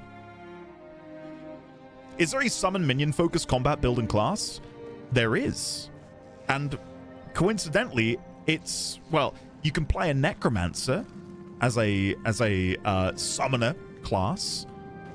I do not, because I'm not that interested in a summoner class. So if I quickly open this up, you'll see here minion training, summon Flesh Golem, summon Flesh Worm, summon Shadow Fiend, summon Bone Fiend. I don't use any of these because I don't want to be a minion-based build. If you look at me, you'll notice that I'm wielding a greatsword. But bear with me, I'm going to show you some other couple things here that I think will interest you. So let's go and find an enemy to fight. There should hopefully be one around here somewhere. There we go, Branded Char. So with my greatsword, I have become a melee combatant. I can pull them towards me, and again, for any Death Knight fans from WoW, it's very much like Death Grip. So pull them towards me with these shadowy claws, and then when we engage in melee combat, you just swing your sword at them. I have an additional weapon set, and the moves that this weapon set has might surprise some people. So again, my primary weapon is a greatsword. My secondary set are two one-handed swords. Now you might think, oh, you've got a melee sword build. No. Watch this. This is what the skills look like with the swords. You shoot out necrotic projectiles from your swords. You literally slash the air, and green energy shoots out of them into enemies. So when I do that and, you know, engage an enemy, when they then get into melee range, you pull out the great sword and clobber them. But there are so many different things that you can do with these weapons. So I can do an AoE ground attack like so. I can shoot out a projectile. And then when you get closer into melee, you can start putting ground effects down and spinning, and it's some good stuff. So yeah. Casting circles on the ground, same. I love it. I love it. But there's so much variety and so many different classes in the game. Correct me if I'm wrong. I believe there are 9 classes you can play in the game. Warrior, Guardian, Revenant, Engineer, Rogue, Ranger, Mesmer, Elementalist, Necromancer. I believe that's all of them. This is not a sponsored stream. Thief, not Rogue. Sorry. Yes. Yeah, this is not sponsored. This is me just genuinely trying to fawn over the game a little bit. Yeah. Not to mention elite specs. Yeah. So here's the thing that I'm trying to be careful of, though. I know that for many people right now, despite me seemingly taking it slow, there's a lot of people who are probably thinking, this is a lot of information to digest. I don't know how I'm meant to wrap my head around this. I've got dozens and dozens of hours in the game, hundreds of hours in the game. I'm only barely there. Like, you only begin to really have a good idea of what's happening in the game when you've played it for a long time. So, I know I have 4 legendaries. That's by the by. That's by the by. Let me be teleporting up to the zone we're going to fight this world boss in just a moment. So let's go over to... it's here is where I feel like I normally went there. Or am I further north? I feel like I'm having a moment where I don't know where I'm at anymore. Is 4 legendaries much? Have I gone to the right place? I feel like I am having a... No, it's here. This is where I want to go. Because it's here, isn't it? Yes. I went too far down. There we go.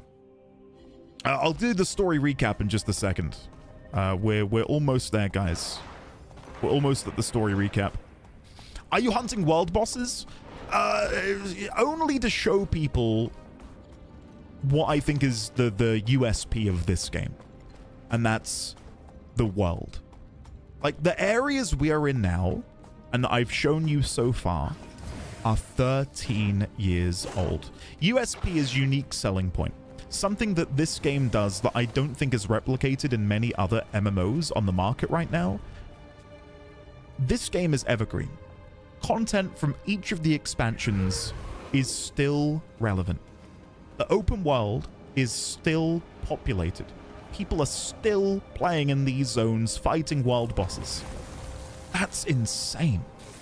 Like, that is insane. The mounts as well, yeah. But again, I'm trying really hard not to go, like, overload people with information, but there is a lot in this game to love. Like, I've not even touched on half of it. The mount system, the homestead system. I think the ability to customize your home instance and then, like, back that up so you can import another one you've saved. So when it was Halloween, people had Halloween-themed homes.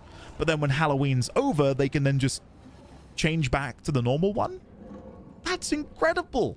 That is such a nice change compared to, like, the 14 housing system, for example. Oh, the die system is brilliant as well, yes. Let me have a look at the time. All right, I'll show you the die system. And then I will give you the story recap of what I've experienced so far. Okay, so.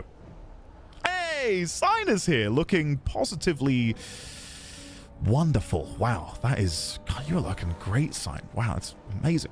But yes, come with me. Let me quickly show you this. So, the game has an incredibly powerful die system. I've not actually interacted with the new fashion tabs, so I don't really know how this works, but we'll see how we go. So at the moment, as you can see, I've dyed my gear with Golden Lion, Embalm, and Crimson Lion.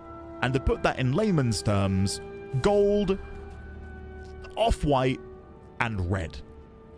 You can customize so many different channels on individual items. So there are 4 different channels on my shoulder pads that I can customize. So just as an example, let's go and grab, someone pick a color.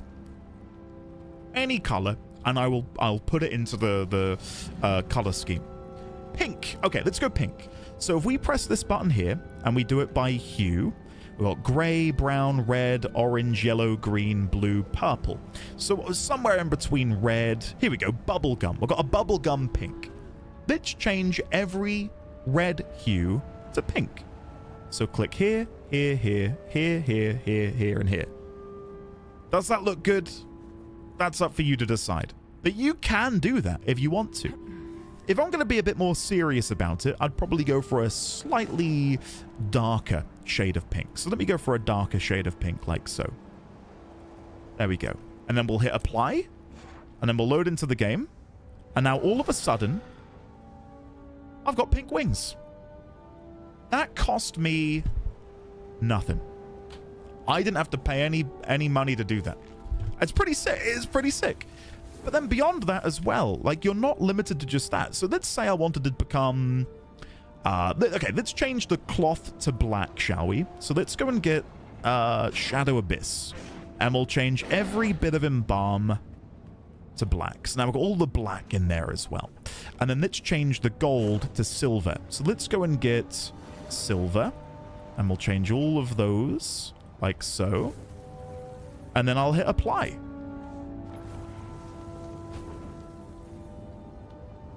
Isn't that insane? Isn't that insane? I've completely changed my character. I might stick with this now for a little bit. Why not? I think it looks kind of cool. That's almost as fast as Monster Hunter Wilds. I mean, there's no loading screen, which helps.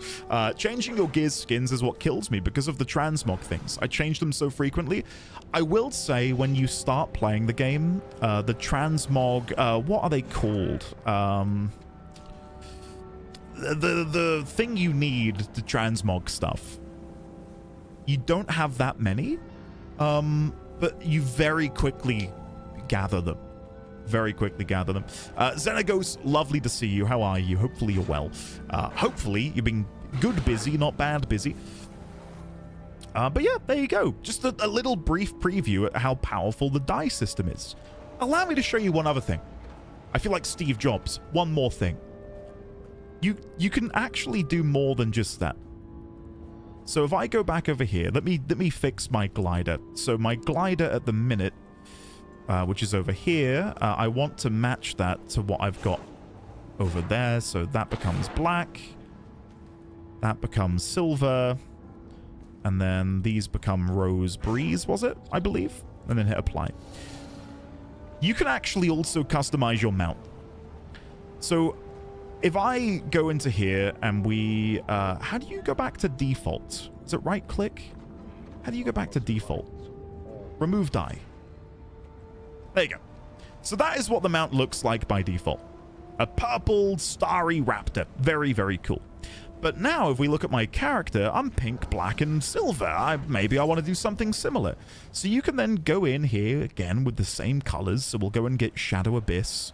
We'll put that there and maybe there. And then for the weapon, or the saddle, we'll want to make that silver. So we'll go there. And then for the overall glow, we'll come back down, get Rose Breeze, and pop it on there. And then if I mount up, my mount is now colored in a way that matches my armor set. And then you've got this cohesion, which is genuinely impossible to replicate to this level in any other MMO. I've not done the expansion stories. I've done base game and Living World Season 1 up until this. I'm on Dawn of the Next Journey. I did the Battle of Lion's Arch, and then I'm on, like, the last quest. So, yeah. Now, I can do the story recap now. I've got 7 minutes before the boss spawns. So gather in. Story recap. Come with me. So, let me wet the whistle once more. the base game. Humble beginnings. Our story starts locally. Depending on your chosen race, you spend your early adventures resolving regional threats and making a name for yourself. I, as a human, was over in Queenstown. After you've sort of made a name for yourself somewhat within your local area, then comes the Orders of Tyria. As our renown grows, we discover a massive existential threat, Zhaitan, the Elder Dragon of Death. Elder dragons are these primordial, godlike beings, and as the name would imply, they're heckin' huge dragons. Pretty cool. It's like a perfect archetypal villain, you know, to have a huge dragon. And Zhaitan is the Elder Dragon of Death.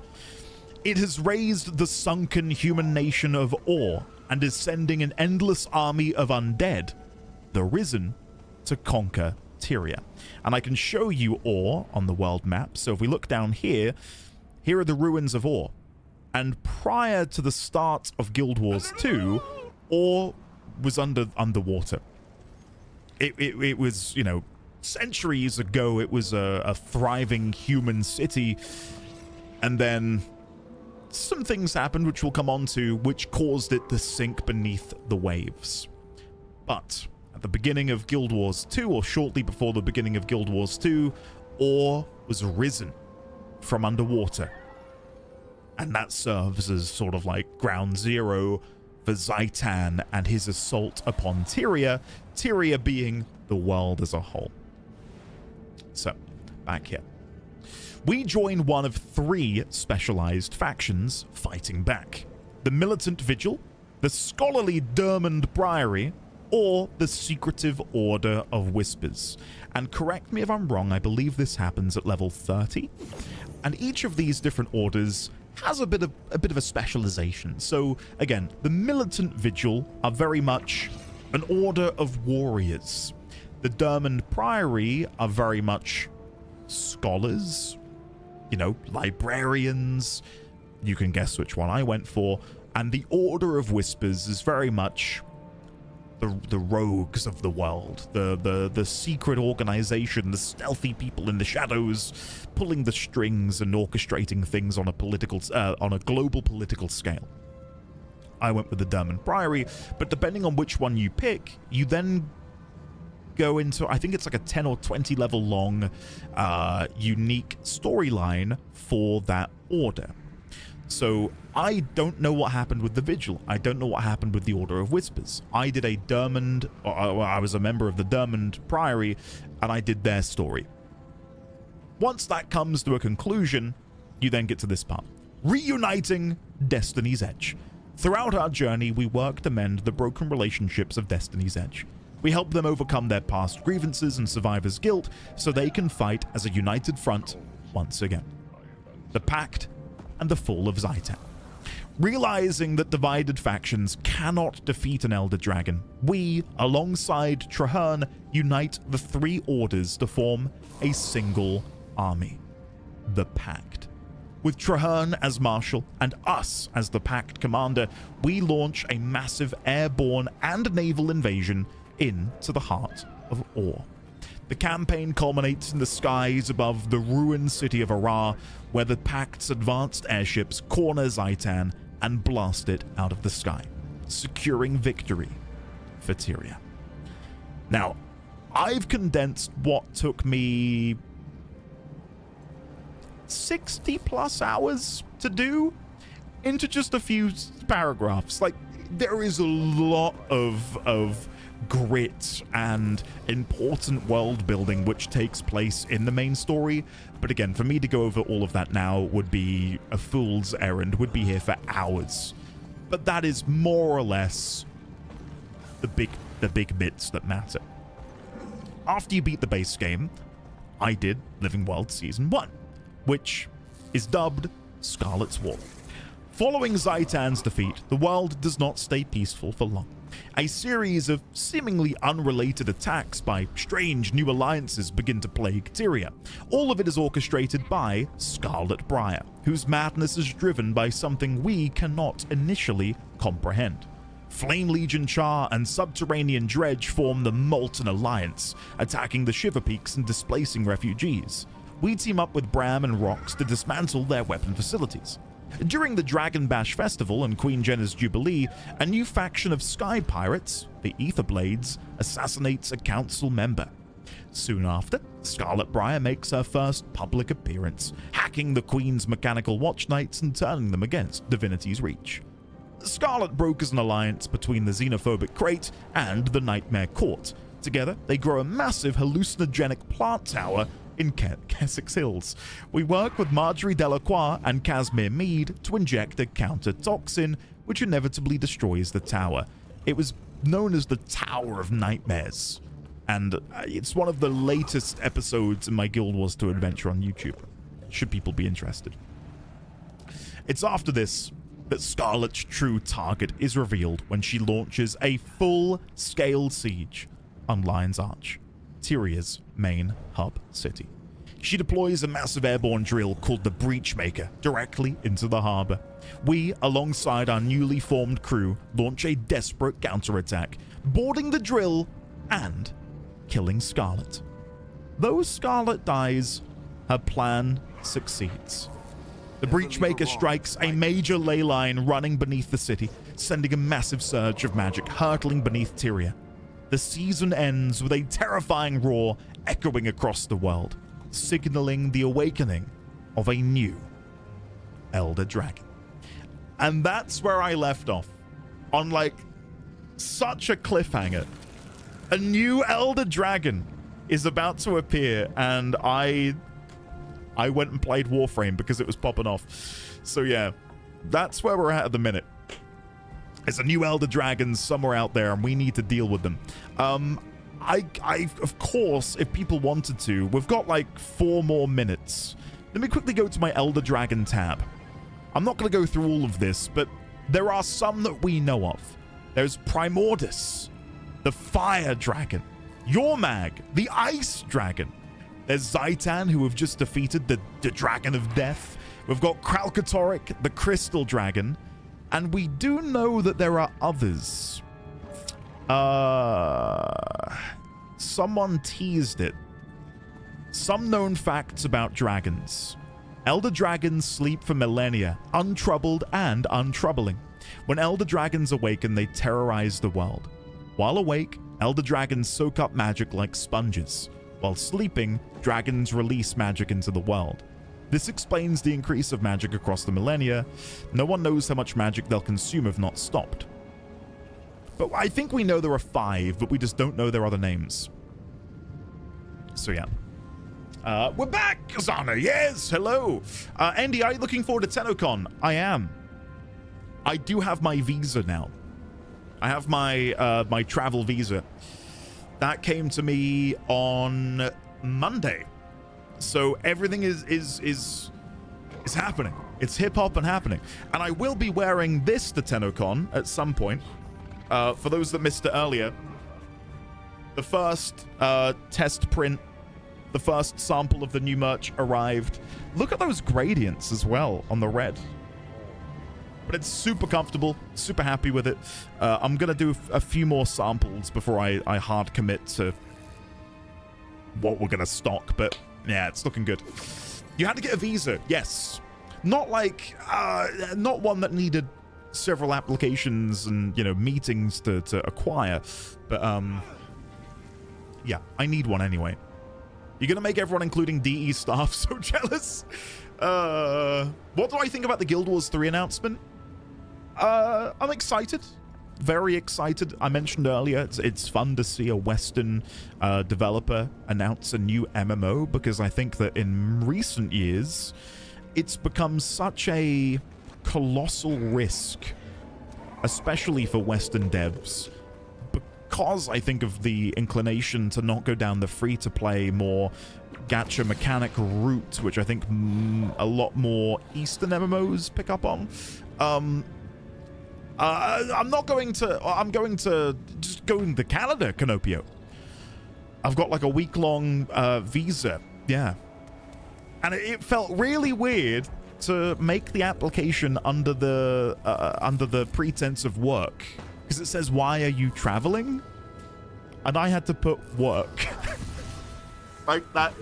Guys, what is my life? It's so surreal. A year ago, if someone had told me this, I'd have thought I was high on something. Like, it's crazy. It's true, I know, but how? How did that happen? Anyway, yeah, I'm very excited. Oh, here we go. Here we go. For those of you who have not seen this before, that dragon is a world boss. We'll do this, and then we'll go and continue on with Living World Season 1. But honest to God, this is so cool. Okay, let's mount up and try and head back. I'm still in combat, unfortunately. So we need to shoot the dragon out of the sky. I think there will be another crystal which spawns in just a second. Now, you might notice that players are popping in and out. It's because I am running with minimum models on screen. If I were to enable maximum models on screen, if I go to options, graphics, character model limit, highest, watch this. Look how many more players appear. Each of these entities are people. Like, this is insane. It is 3:30 on a random Wednesday. And I'm in a zone that has existed in this game for 13 years. A boss that has been in this game for 13 years. Like, I've never seen this in any MMORPG. Like, this level of activity, unscheduled. Okay, watch this. The world boss is on its way. Watch this. There he is. Give him a second.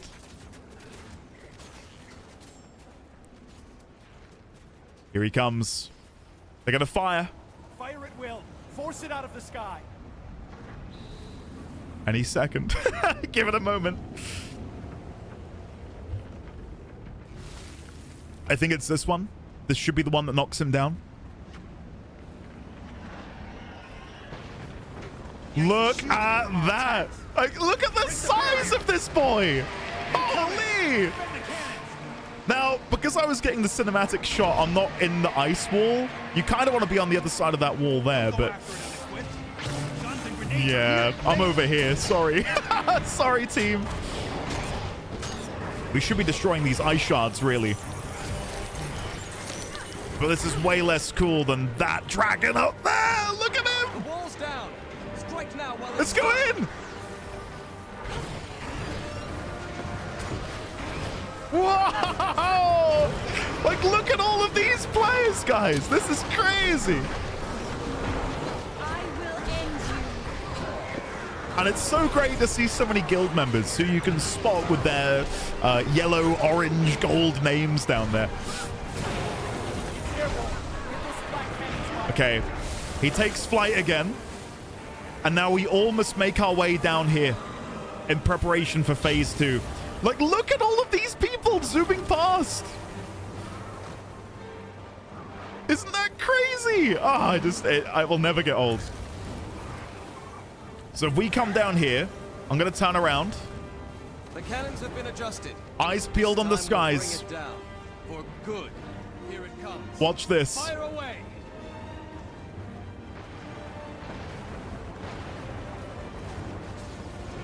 Is that sick? That is crazy. Again, 13 years old. I cannot wait to see what the modern world bosses look like. If this is what they were cooking up 13 years ago, who knows what the most recent updates look like? I don't know. I've got no idea. Is that Matt Mercer? Matt is definitely in this game. There's a lot of Matt Mercer in this game.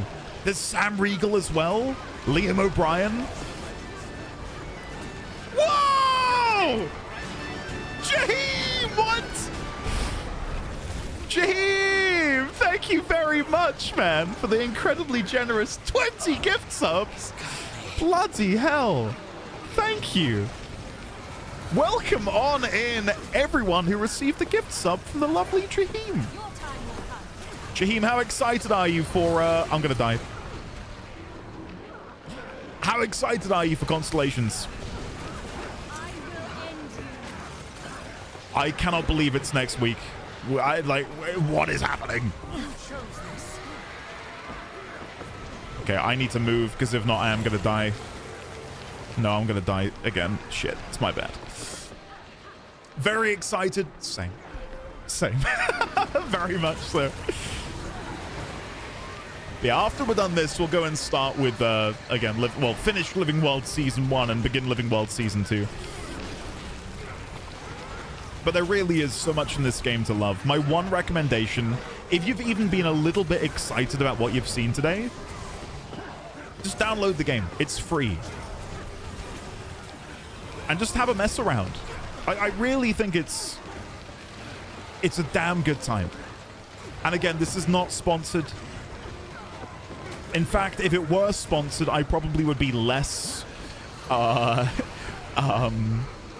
infused, because I don't want there to be any... Risque View gifted a tier 1 sub to Bismargo.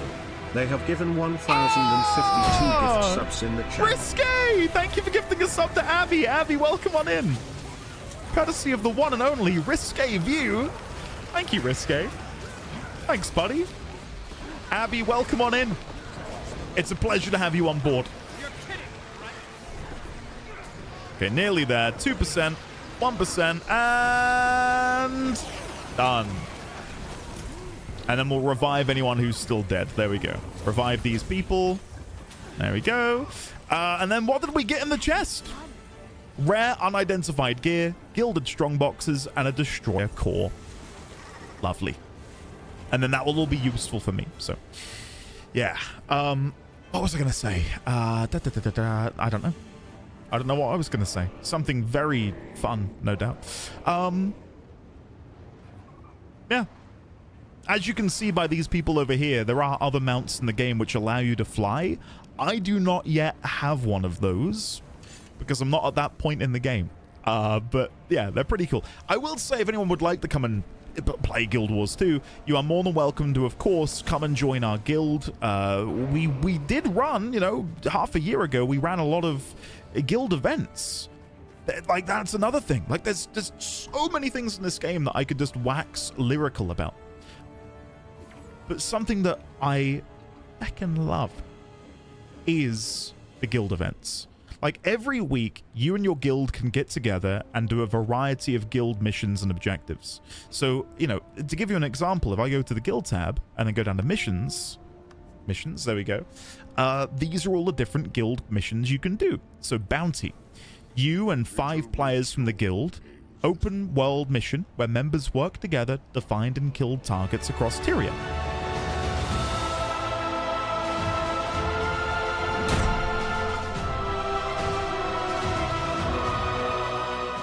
What? Lettuce has tipped £50. GW3, about effing time.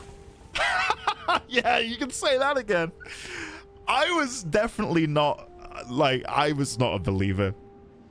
I was not in a belief. I did not think it was coming. I really thought GW3, oh no, the announcement at SGF was going to be Guild Wars 2 expansion, Guild Wars 1 Reforged news.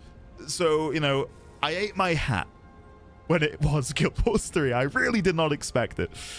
Thank you, Lettuce, for the incredibly generous £50. Thank you so much. That is very kind of you. Get yourself in here. Get yourself in here. Is there an NA-EU split? I think Pooba and Lemon and Crit have covered that, but yeah. You're more than welcome to join in, and we can still do things together. The way we handled it in our guild, if I go to the roster, and then if I go to... well, it's not going to work the way I want it to. If I hover over people's ranks, we've got Europe, North America. So anyone with that star next to their name is from NA. Anyone with this arrow is Europe. And that way you can very quickly at a glance go, oh, okay, so you, and you're an NA. Do you want to come to do some stuff? Yeah, let's go join a group and do some content together. You can still kind of do guild activities across the pond. Like, you can start it at the same time, and then if you've got an NA group and an EU group, you can both complete it at the same time. It's a bit awkward, but it's better than having no cohesion between EU and NA. So, Luke, true, yes. I think it's the GeoGuessr ones, right? But yeah, there's plenty in here. Challenge, where you've got to go and do a specific challenge. Puzzles, instanced mission in which members work together to complete a large multi-room puzzle. It's kind of like an escape room. And that, very broadly, it's like an escape room. And you do it with, look, 15 other players. We did a few of these, and they were always a blast. Like, you go into this ancient ruin, and then you've got to, like, use contextual clues in the surrounding area to figure out how to progress. It's really quite clever and innovative. But yeah, there's a whole bunch of things in here that you can do as a guild, and it's good fun to get together and do stuff, you know? Have I shown off the guild hall? So we have a guild hall, which is essentially guild housing. And the way you acquire a guild hall is, it's a little bit convoluted, but essentially there are locations on the map which can be used as a guild hall. But in order to use it as a guild hall, you and your guild need to raid it, essentially. So where we are at the minute over here in the Windswept Haven, this once belonged to many enemies. We came here as a guild. We killed the enemies. We murdered them all. And then we staked claim to this place on the world map. And now the Windswept Haven is our home. And then over, a period of weeks and months, you can slowly add things to your guild hall. Make some time. Hello, how are you? So as you can see, we've got all of these different buildings. We've even got this floating sort of building in the sky, which we made, for example. I've not done the latest incarnation of the jumping puzzle. I've not done a jumping puzzle again in like half a year, so this is going to be really rough. Yeah, I told you. We're not going to try that again. But yeah, this is our guild hall, and we can, we meet up here, and you can come over here. This thing over here essentially serves as a portal. So if you and your team want to go do something as a mission, a guild mission, you come here, and this becomes a portal that you can all jump inside of. And then you go to the guild mission. Like, it's really, really good. It's fun stuff. I'll make some time. Hell yeah. Do it. Only your guild can have this area. I believe anyone can have it, but it's the idea that, in our story, we've claimed it. If you know what I mean. It's all instanced. It would be cool if they were unique, but no, that would probably not work out well. And yeah, we can glide as well. So if I double press spacebar, you jump and then glide, which I think is pretty cool. Yeah.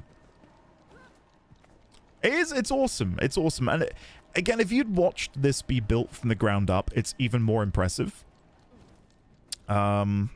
If you go back and watch my, Guild Wars 2 playthrough, there is an episode where you can watch us claim this. And it's really fun. Like, really, really fun. Like, look how cool this looks. And that's our banner up there. Look at that. On all of the buildings, all of our banners. It's just so cool. So, so cool. I love it. I really, really do. But yeah, I don't think there's anything else I immediately want to talk about. There's a whole bunch of things I'd love to talk about, but I think right now, I want to go and continue the main story. I think it's time. I believe we need to go to Lion's Arch. I think it's Lion's Arch. I could be wrong. No, there it is. So, let's teleport to Claw Island Portage Waypoint. And let's go. Starquake agreed. I loved WildStar's housing. Like, the idea that, at least mine, was essentially a dock for my spaceship. I thought that was really cool. So yeah. For those that don't know, I do have, I did make, when I played through the game, a lot of notes. As you can see, we've got concepts, the Eternal Alchemy in here. Any note that I acquire about the Eternal Alchemy will go in here. I could also say that Scarlet peered into the Eternal Alchemy, and it seemingly made her, or turned her insane. What exactly did she see? ... Question mark. But yeah, we've got a bunch of characters in here. Borge the Sun Chaser. Borge the Sun Chaser is Garin. This is a wizard who lives in this random castle. That's it. Like I've never seen him, but there is a wizard who lives in this floating castle, like Dalaran. Creatures, the Giganticus Lupicus, Dragon Corruption, Elder Dragons, Yormag, Zaitan. We got the notes.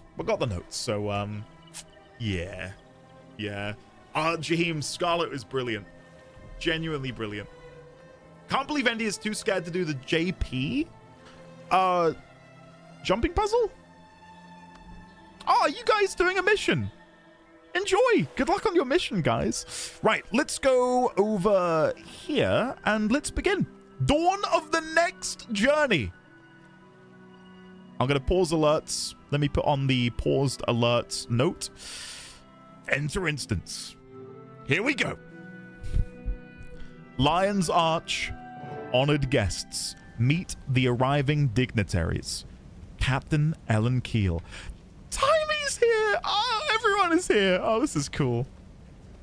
On behalf of the Captain's Council and this worthy assembly, welcome, Zephyrites. I'm sorry Lion's Arch is still a work in progress, but key services have been restored and the Lion Guard are patrolling. No need to apologize, Captain. We came to offer our support and to assure you our trade agreement remains intact. To start, we're donating a shipment of much-needed supplies, which we have staged here on the docks. We're also organizing a series of attractions, with a portion of the proceeds going to the Lion's Arch Relief Fund. That's very kind, sir, and much appreciated. We should withdraw to the council chambers to discuss details. But first, let me introduce you to some of the heroes who prevented the total destruction of our city. I'm going to stand with them. Here we go! Oh, we're moving in! I present to you the team of Casimir Mead, Marjorie Delacroix, Bram Erson, Rox, and Timey, I believe? That's right! Timey and Scruffy. Pleased to meet you, Mr. Important Zephyrite. I would love a chance to inspect... Smile and wave, Timey. Just smile and wave. Please? Along with their leader, these brave That's me! I'm the people leader! have been the city's staunchest and most effective volunteer defenders. They brought down Scarlet Briar once and for all. Yeah, we did. And they did so at considerable cost to themselves. I am honored to meet you all. In the face of such barbarity, the cause of peace requires formidable defenders. Master of I hope you Peace. all enjoy the diversions at Labyrinthine Cliffs. I understand there are also amusements in Divinity's Reach. Interesting. Queen Jenna has generously reopened the Crown Pavilion and is also donating the proceeds to Lion's Arch. Splendid. We have arranged for transport between the cliffs and the human capital for whoever desires it. Can we just go straight to Divinity's Reach? Scarlet pretty much ruined the Crown Pavilion for me last time. By all means, experience the attractions in any order you choose. Heroes at a festival definitely help draw a crowd. Hear, True. hear. The Council appreciates your participation and the positive impact it creates. Enjoy the festival. Okay. Well, our mission is to enjoy ourselves and to be seen doing it. I say we go. How's the leg? It's fine. And before you ask again, no, I don't want one of your good luck charms. You know one of mine won't work. It has to be personal. I wish you let me help you pick one out. Otherwise, you're gonna get injured again. Aw, Once that's so misfortune sweet. finds you, it doesn't just go away. You have to counter it. Wolf's tail, is this what they mean by being mothered? I'm suddenly glad mine was never around. Aw. Somebody's in a sour mood. But I know a cure for crankiness. Bashing things to benefit Lion's Arch. Hell yeah. I like the Zephyrite. And I like seeing your face healed. I appreciate the concern, but please, enough with the fretting about my face. It was a lot more than a cosmetic injury, and you know it. I thought you were dead. Never scare me like that again. And then there's Timey? Do I get to come along this time? Or are you going to sideline me in some camp again? Nobody sidelined you. With all the miasma and aether blades and whatnot, we were trying to get people out, not bring them in. You should have known better. I followed Scarlet's progress for months. Did you really think I'd miss her big finish? Be glad you did. Some of us were there and still didn't get to see it through. That's because I wasn't there. Let that be a lesson to you. Never make a move without Tiny and Scruffy. Yeah, I'll think about that. Anyway, I'm off to the Divinity's Reach attractions. I'll see you around, kid. Yeah, I love Timey, but I've not really had an opportunity. Oh, are they going to chat now? Are you going to the festival? Bram said I could go. Did he now? From what I've heard, you have a slight problem with the truth where Bram is concerned. Jory, be nice. Of course you can go. Ms. Delacroix is naturally suspicious. Pay her no mind. Oh, I won't. But Bram wants to go see Divinity's Reach, and I'd rather see Zephyrite stuff. Can I go with you? Where are your actual legal guardians? Didn't Progeny Protective Services assign someone to you? They know where I am, obviously. But let's just say I released myself on my own reconnaissance. Oh wow, NPCs chat a lot. It's not super common for them to chat this much, I would say. But we're at the end of the first Living World season, so you may have noticed during that it popped up to say that I'm done with Living World Season 1. So this is very much like the finale of that particular chapter. So we're now going to go and start Living World Season 2, Gates of Maguma, which we'll come on to in just a second. I do want to chat with everybody. I want to make a note about the Master of Peace. Where did he go? Is he still around here somewhere? Because I wanted to chat with him. Oh, wait. Magister Ella McKay. What is this? Every day's a good day to learn something new. Hello, Endea Ravenscroft.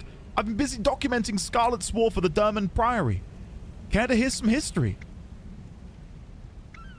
Hello? What is this?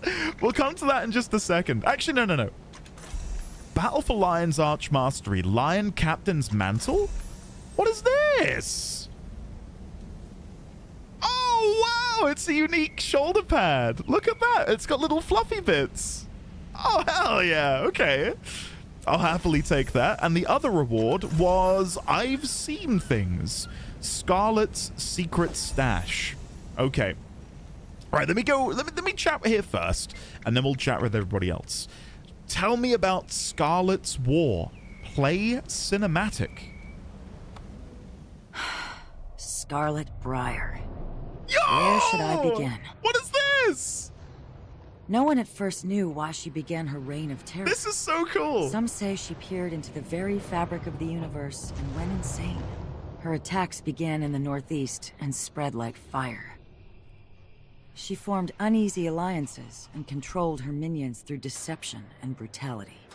Bearing in mind, this is 12 years to scan old. for currents of magical energy called ley lines. This is like a Realm Reborn Each era. attack had a purpose, allowing her to collect data from across Tyria that would later be used to assault Lion's Arch.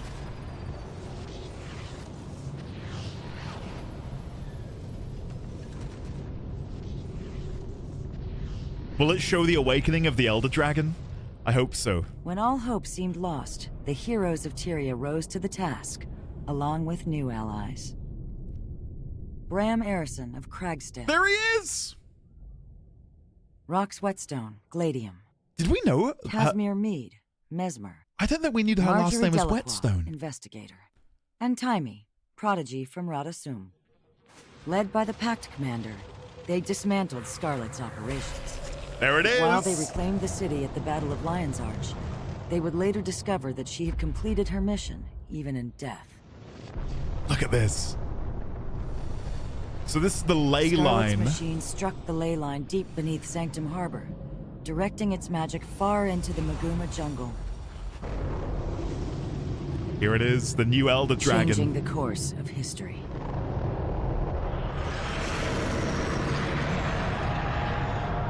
And that's when I decided to go all in on Warframe. What timing, huh? Anyway.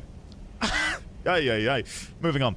I'd like to know a little bit about Marjorie Delacroix. Marjorie Delacroix is a necromancer from Divinity's Reach. Until recently, she was a member of the Ministry Guard of Divinity's Reach. Oops. And was responsible for protecting various Crichton ministers and their staff.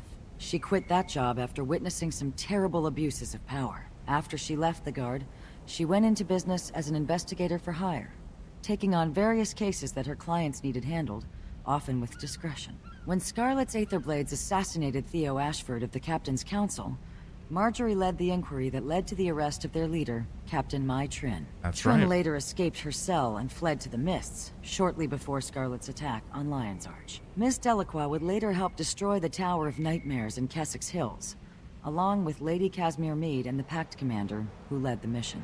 Through her connections as a Dermond Priory member, she obtained evidence samples left behind by This is Scarlet's so forces. cool! The Pact Commander, with Marjorie's help and that of Casimir and Vorp, predicted the attack on Lion's Arch. Despite their warnings to the Captain's Council, the city fell, but it was later reclaimed.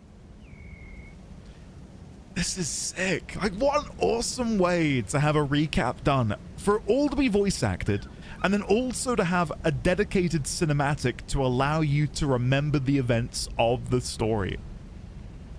Crazy. Terralyn, welcome back for 39 months at Tier 3. How are you today, Terralyn? Lovely to see you. What was I going to say? Crit, did you say there was lore somewhere? I'll have to find that. Is it like an item I can pick up? I'll try and be diligent in finding it. But all of the information we're finding here, again, it is a recap. It's a pleasure to see you. So for me, I know all of this because I've done it. But for those of you who, you know, weren't here, there's a lot here that will hopefully catch you up to speed. I do think the first one, seeing the cinematics, probably a good, you know, foundation. Some history for you. This character came into the game since Living World Season 1 was unplayable. For years, it was a one-and-done event for at least 2 expansions. I see. I see. Captain Edward Mango. Have a lovely rest of your day. Thank you for being here. But yeah, let's have a chat. Let's see what everyone's up to. I can see on the world map, or the map in the bottom right-hand corner, that there's a fair bit of land within this instanced area that we can explore. Let's go chat with them up here first, though. I think that's my main priority. Let's go have a chat with the lovely Casimir. I'm glad to see everyone coming together in support of Lion's Arch. Scarlet, Neil... Oh, by the way, for those that don't realize, Marjorie and Casimir are this lesbian power couple. They are incredible. They are so fun. And Marjorie is my favorite of the two, because she is very much like an old-timey noir detective, and she even talks like one. And, like, really good. It's really good stuff. Anyway, Casimir. I'm glad to see everyone coming together in support of Lion's Arch. Scarlet nearly destroyed the whole city, so it'll take a global effort to bring it back. Will you get back to investigating? We do have a lot to follow up on, don't we? I figure as soon as we're done here and both Jory and Brahm are fully healed, we'll be right back in the thick of things. How are things with you and Jory? We're very happy. Jory is still a little sore from her injuries, but she's eager to get back to a regular workload. We both are. Hey, sugar. Come on. Isn't that sick? I love that she talks like that. This is a little public for me, but it's for a good cause. It's nice to be out and about with Kaz without us having to track down criminals and malcontents. What's next for Delacroix investigations? You mean besides following up on that roar we heard after Scarlet fell? Healing up, spending time with Kaz, and enjoying this festival. Don't worry, I'll be ready for action soon enough. You and Kaz seem to be getting along. You have a keen eye. I'd say we're happier than 2 Skrit in a jewelry store after hours. I believe, correct me if I'm wrong, the first kiss in the entire game is between them two during the events of Living World Season 1. It wasn't me. Timey, no. I'm glad to be on the VIP guest list this time around. So Timey is the Asura you can see at the top. Just so you know. I'm behaving. You are, Timey. I'm glad to be on the VIP list this time around. I may not have had a direct hand in killing Scarlet, but Scruffy and I did our fair share leading up to it. Are you still a fan of Scarlet's? Hardly. I admired her ingenuity and her work was impressive, but she was way too haphazard in her methodologies. I'm working on a research paper about her, though. Want to hear what I have so far? Yeah, ready when you are. First thing Scarlet did was combine Dredge and Flame Legion as the Molten Alliance. They leveled whole villages, took dozens of captives, and drove hundreds from their home. Go on. Next, she had her Aetherblade pirates assassinate a member of the Captain's Council during Dragon Bash. The idea was to create a vacancy that she could fill with one of her minions. Then she hijacked the Queen's Jubilee. This is a recap within a recap within a recap. I'm so sorry. Why did I write my recap? I didn't know this was going to be here. Then she hijacked the Queen's Jubilee in Divinity's Reach and turned the Watch Knights into her own mechanical shock troops. She also tried to kill the Queen, stripped a foppish nobleman down to his undies and threw him in a big cauldron. She converted a Nightmare Court Arbor into an Aetherblade ship factory, and then she got the Crate to work with the Nightmare Court. This toxic alliance raised a huge plant tower in Kessex Hills to manufacture a debilitating hallucinogen. It made people's worst fears and memories seem to come to life. Very nasty stuff. She unleashed the giant marionette. I was there for that part, and roused a 3-headed jungle worm. That's when we realized she was looking for ley lines, specifically the one under Lion's Arch. So she hit the arch with everything she had. The city was almost destroyed and had to be evacuated, but a brave band of heroes was there to stop her. They didn't include me, even though I helped figure out the ley line stuff. Her attack roused something. Everybody heard that awful noise after Scarlet fell. We just don't know what made it. Which brings us to the present day. Scarlet's gone, but whatever she set in motion is still a threat. But as soon as we find that threat, we'll put a stop to it. Because this time, Scruffy and I will be there. The end. Well, what do you think? Oh, we got an achievement for that. What do you think? It's still a work in progress, and I'd like to add some illustrations and schematics of Scarlet's greatest creations, but I think it's a good start. I'm wondering how you like being counted among the heroes Keel invited. And then it brings us back here. How are you feeling? Thank you for asking. My legs are good today, discomfort-wise, but I can't get complacent. My mobility is capricious, changing from 1 hour to the next.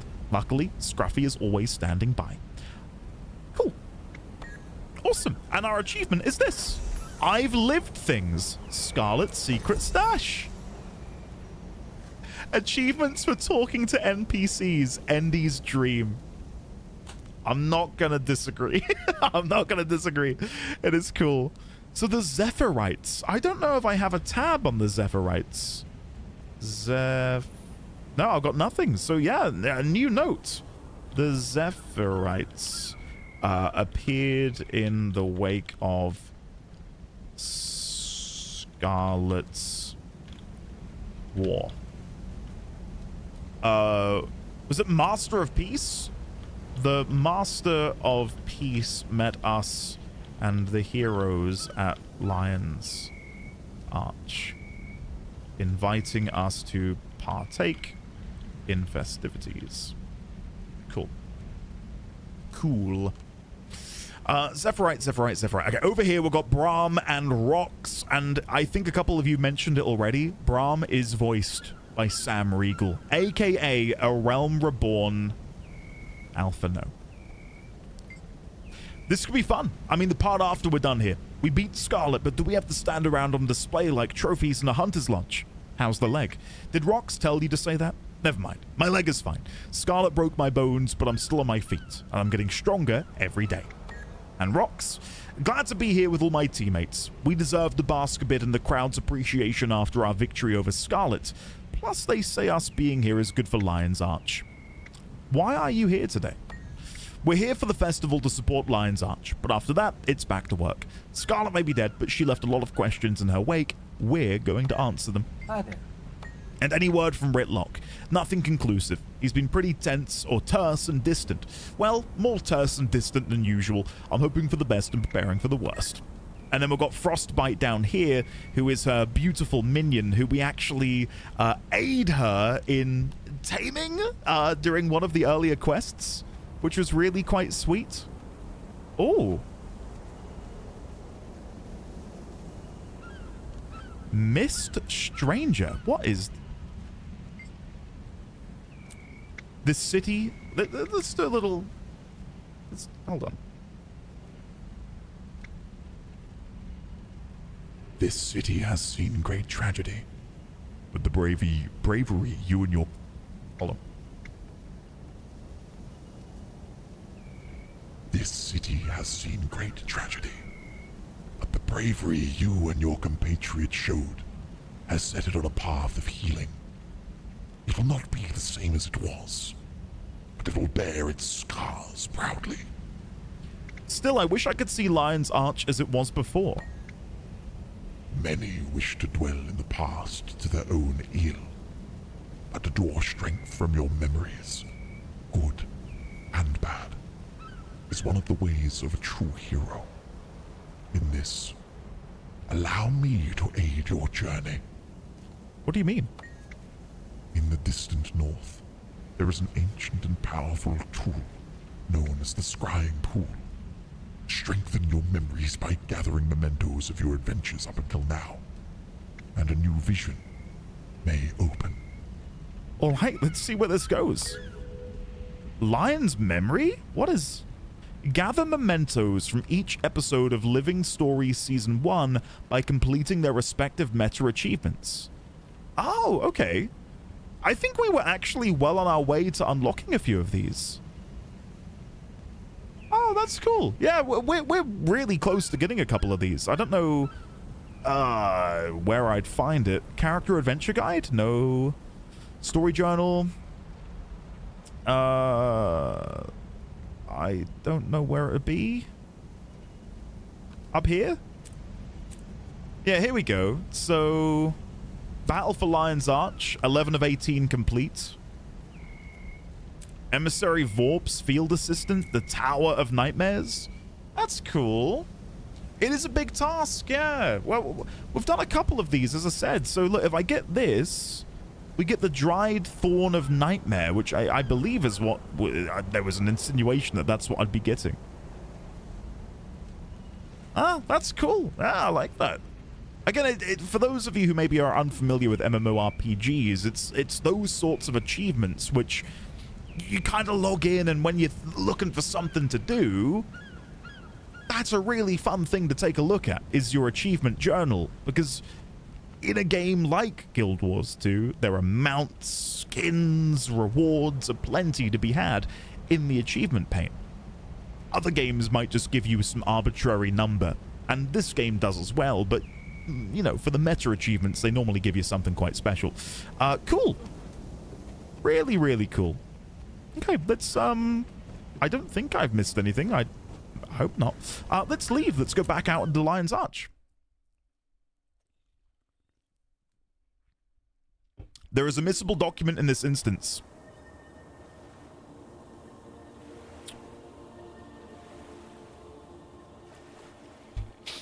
Well, I read that a little bit too late. Hey. Shit.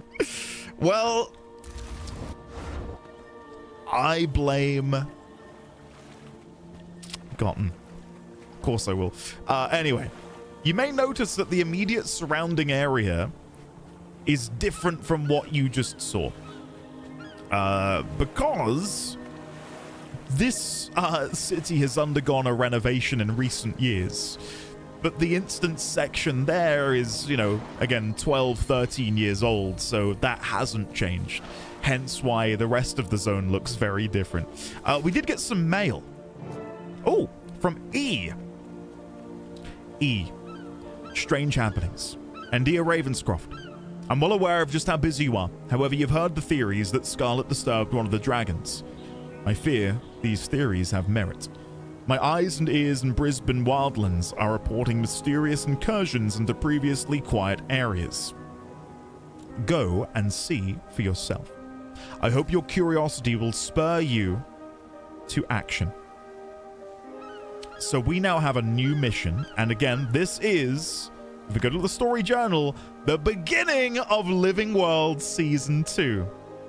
And it says here, I received another note, and this is something which I also have to give credit to ArenaNet for.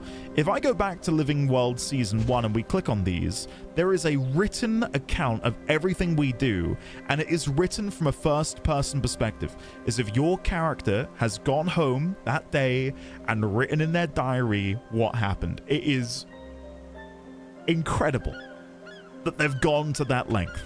They didn't need to, but they did, and it's really good. It's good stuff. So if ever you think, I've not played the game for 3 years or 4 years or whatever, what happened during this time of the game, you can just, go in here, click here, and read. And it won't take you long. It looks like there is a lot, but yeah, it'll probably take you like an hour if you wanted to read through all of this. Isn't that cool? Yeah, I mean, it's sick. It's sick. Anyway. Let's go meet our allies, shall we? I don't think there's anything I need to do. We did get the Scarlet's secret stash. Gift from Scarlet.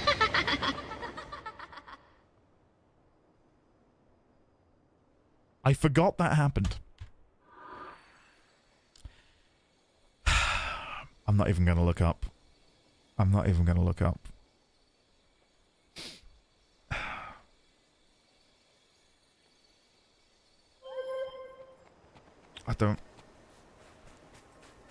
I'm so annoyed.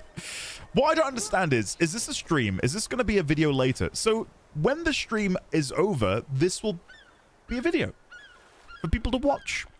And again, I'm hoping that it will still hit the same way as the pre-recorded episodes, though there's just a little bit more interaction. But again, when I'm in a story-heavy segment like I just was, the focus is mainly going to be on experiencing the story. As you can see, alerts are disabled right now. So like when I get into a story-heavy segment, I might occasionally say something to you guys, but for the most part, it's, I'm going to be moving on.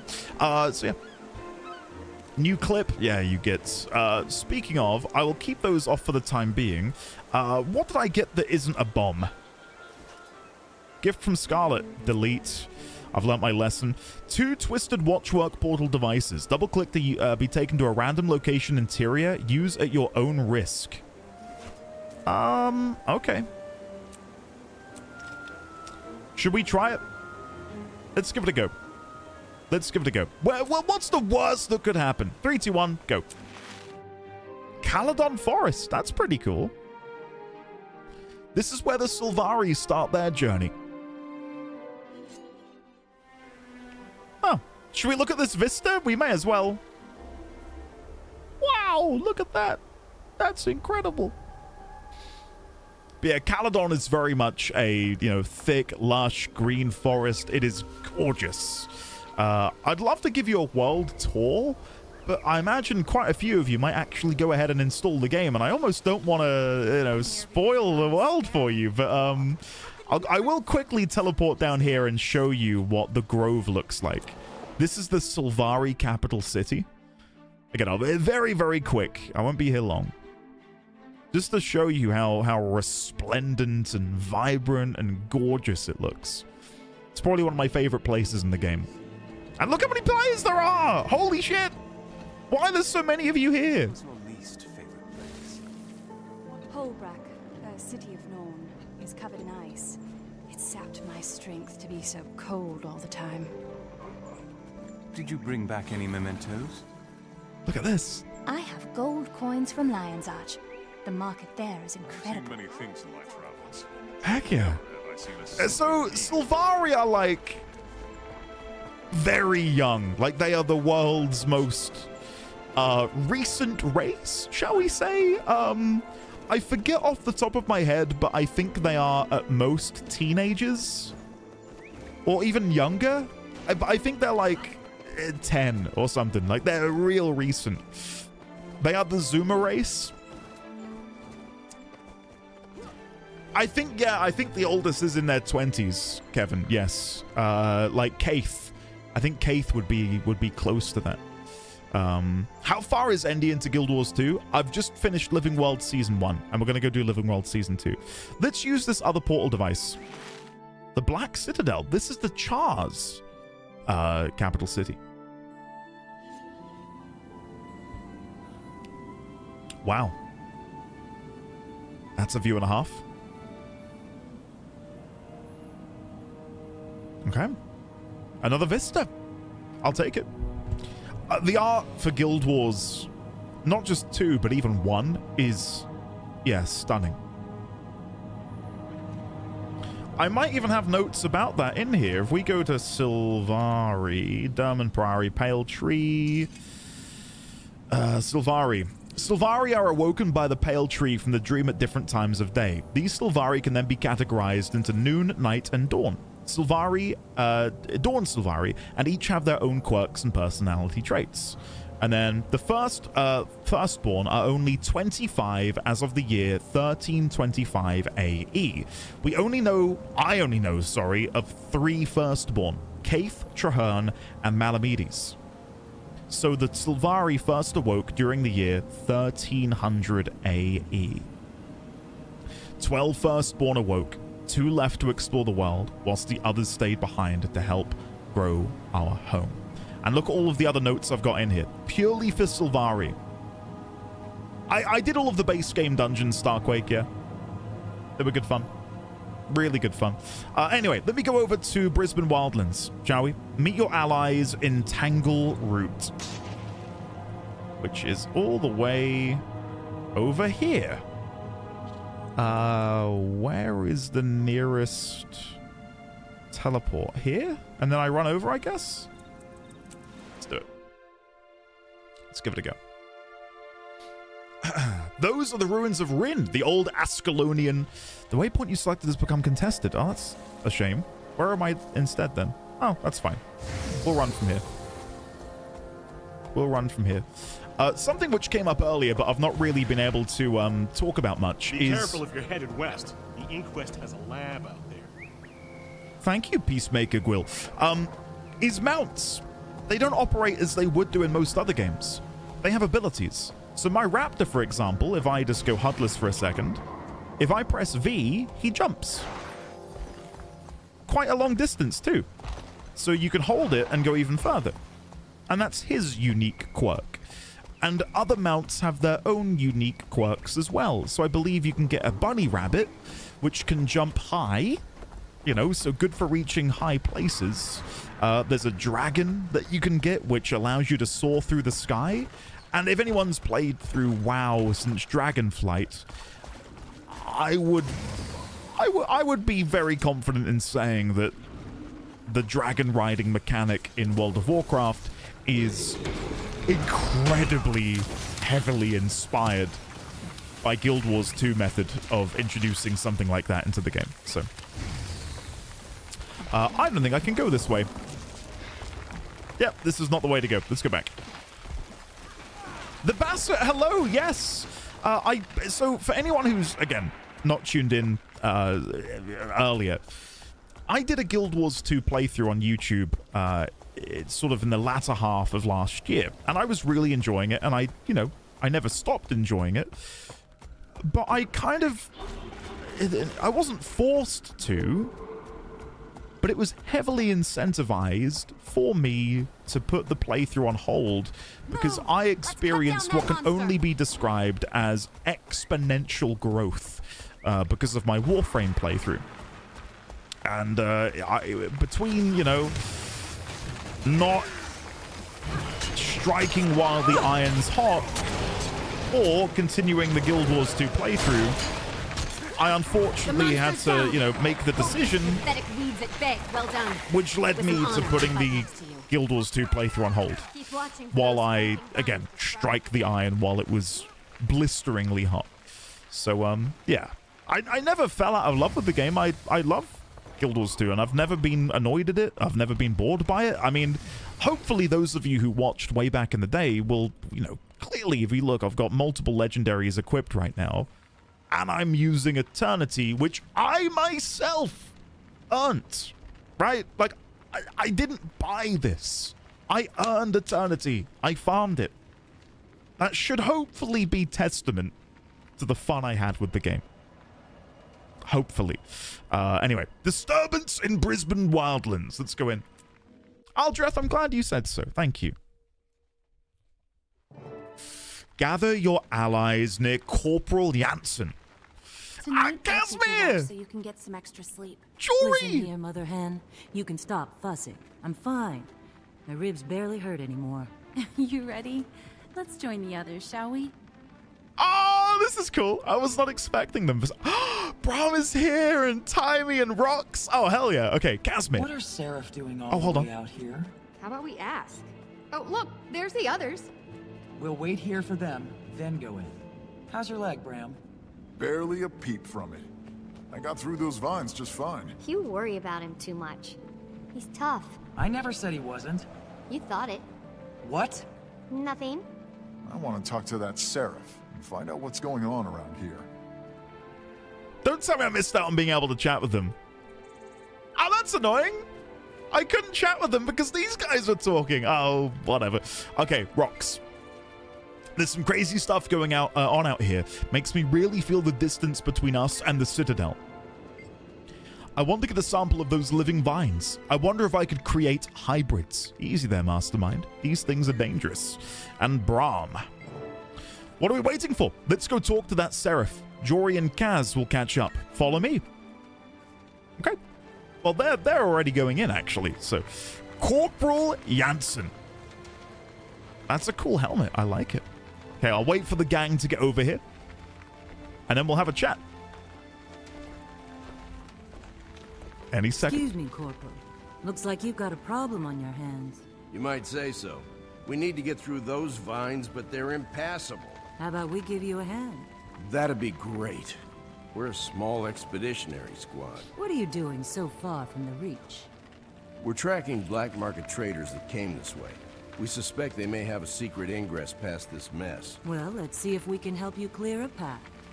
Your help would be greatly appreciated, ma'am. Delacroix, come over here. Is there another Delacroix? That's... Ah! Belinda Delacroix! Wow!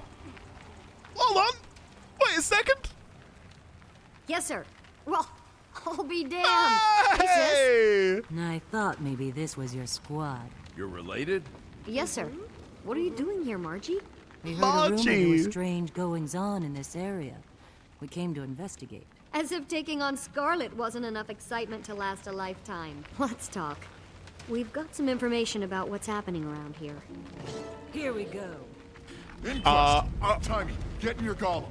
Stay close, Inquest? Kaz, that's my line. What are Inquest doing here? They're like rats.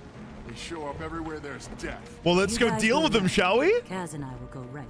We need to hold them back here. Okay, I'm getting the great sword out. Come on, then. Inquest Golomancer. So I can do a combo here, where if I put my ground AoE down with my 4 and then hit 2, I get Tainted Bolts or something?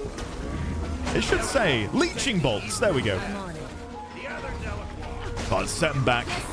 We'll make notes on all of this in a second. I'm hoping it will appear in my chat log. So the Seraph are here investigating black market trading routes, essentially. There are living vines, which may or may not be something to do with the most recent Elder Dragon Awakening. Which would make sense, because I don't think we necessarily have a... there's no Elder Dragon of Nature, is there? We've got Frost, we've got Fire, we've got Crystal, and we've got Death. Those are the 4 that we knew the names of. Primordus, Kralkatorrik, Yormag, and Zaitan. So I wonder if the Elder Dragon that we've awoken... I mean, especially if they are inside the Maguma jungle, you would expect them to be related to nature in some way. All will be revealed hopefully soon. Okay. I'm killing them so far down the pass that Jory and Casimir aren't even getting involved.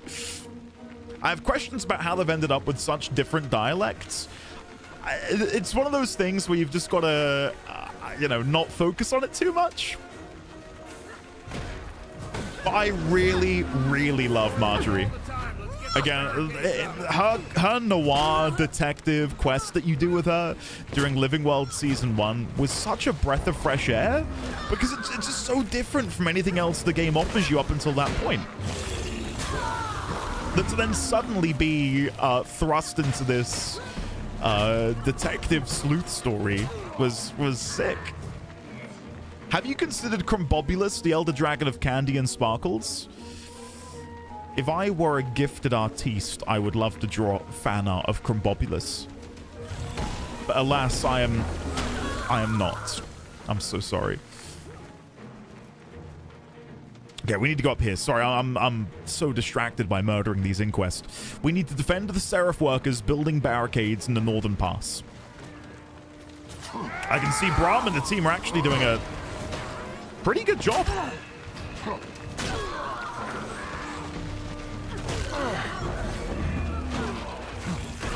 Murdering Inquest is always a worthwhile distraction. How dare you? They're just, you know, they're misguided. Deep down, they're really good people.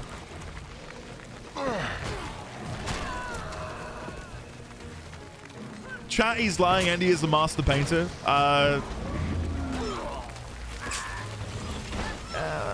You know, I gotta stay humble.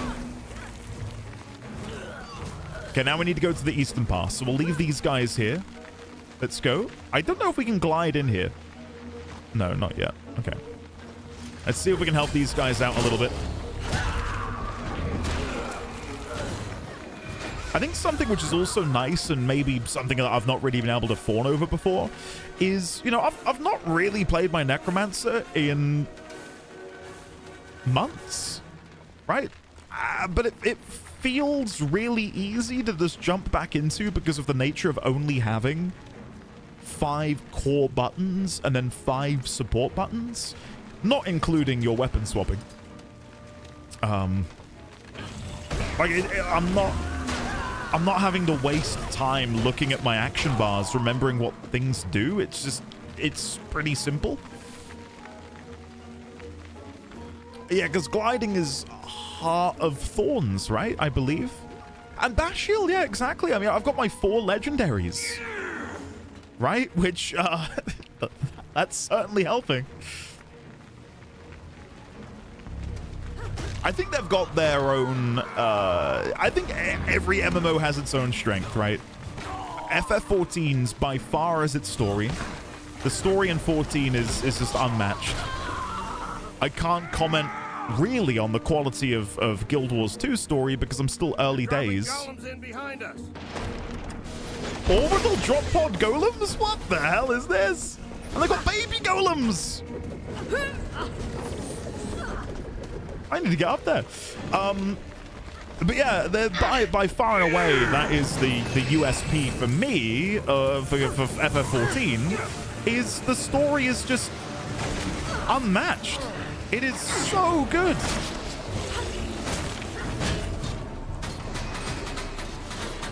Okay.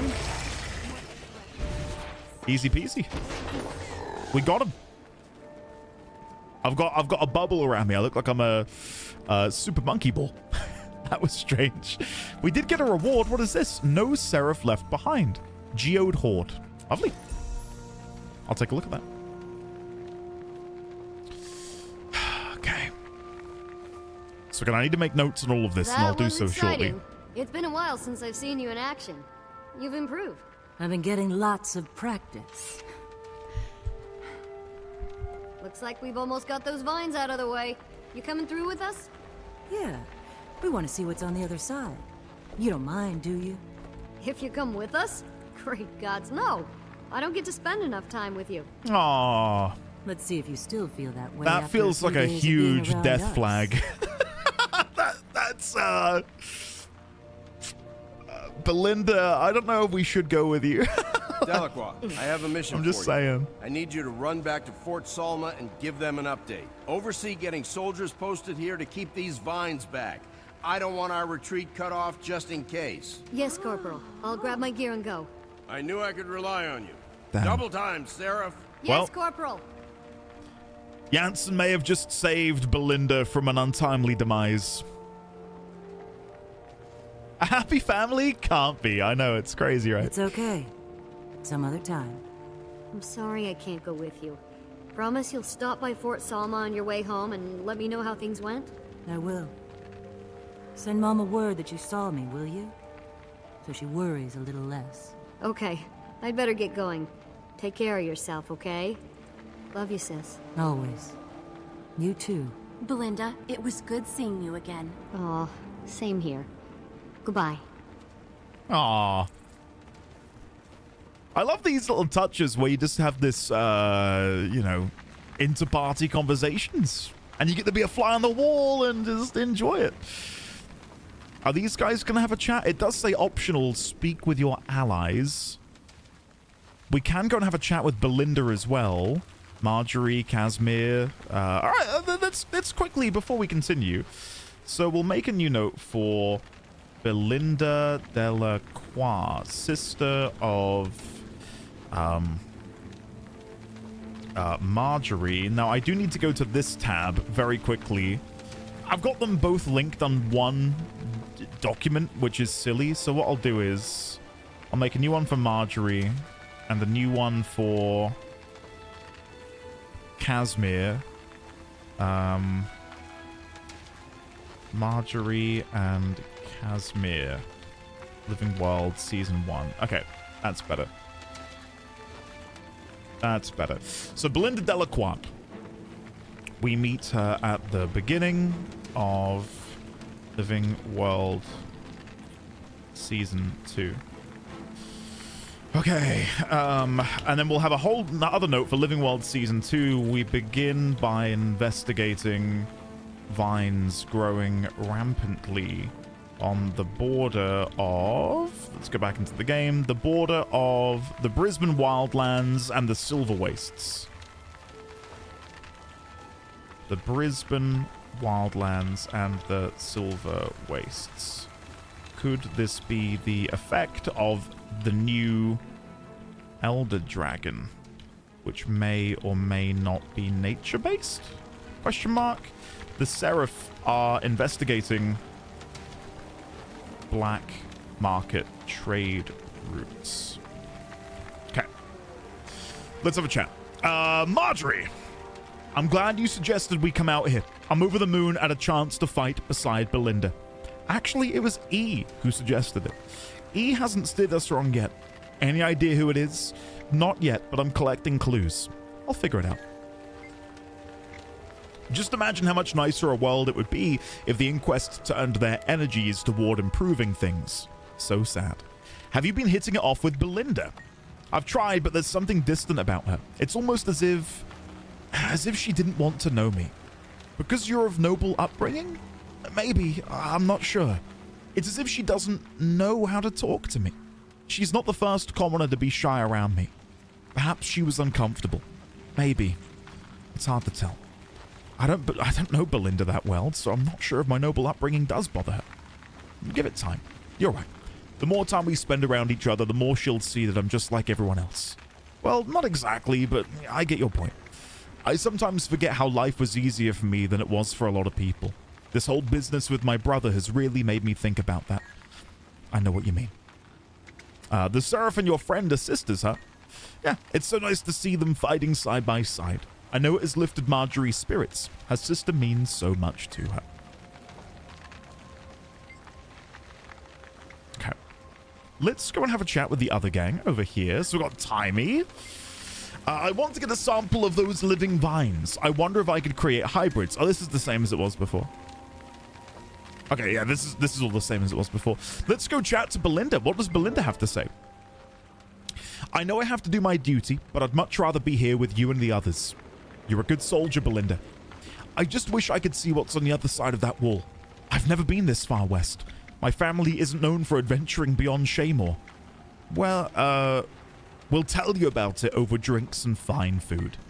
You better not forget a single detail. And watch out for Margie, okay? Don't tell my other sisters, but she's always been my favorite. One day, I hope to meet the rest of your family. Maybe. My mother doesn't much like strangers. She's had a hard life. She doesn't trust easily. It's nothing personal, I assure you. Well, perhaps she'll make an exception for me. She might. Margie has told us all about how you killed Zaitan and all the other great things you've done, Commander. No need to be formal. Besides, I haven't been actively commanding the Pact for some time. I imagine you've been busy since the Pact brought down Zaitan. I'm sure they'll call you when they're ready to move on another dragon. I can't imagine them doing it without you. I look forward to that day. Nice. So, another little detail there is that Belinda and, of course, I'll update this to now say Marjorie, one of several, apparently. We now know that there are other sisters. There are more Delacroix sisters out there. Corporal Jansen. The Inquest are brutal enemies. They've absolutely no conscience whatsoever. We're here to look into thieves working for the black market. But the Inquest won't leave us alone. They must have a lab nearby somewhere. And they said that, didn't they? And I glossed over it.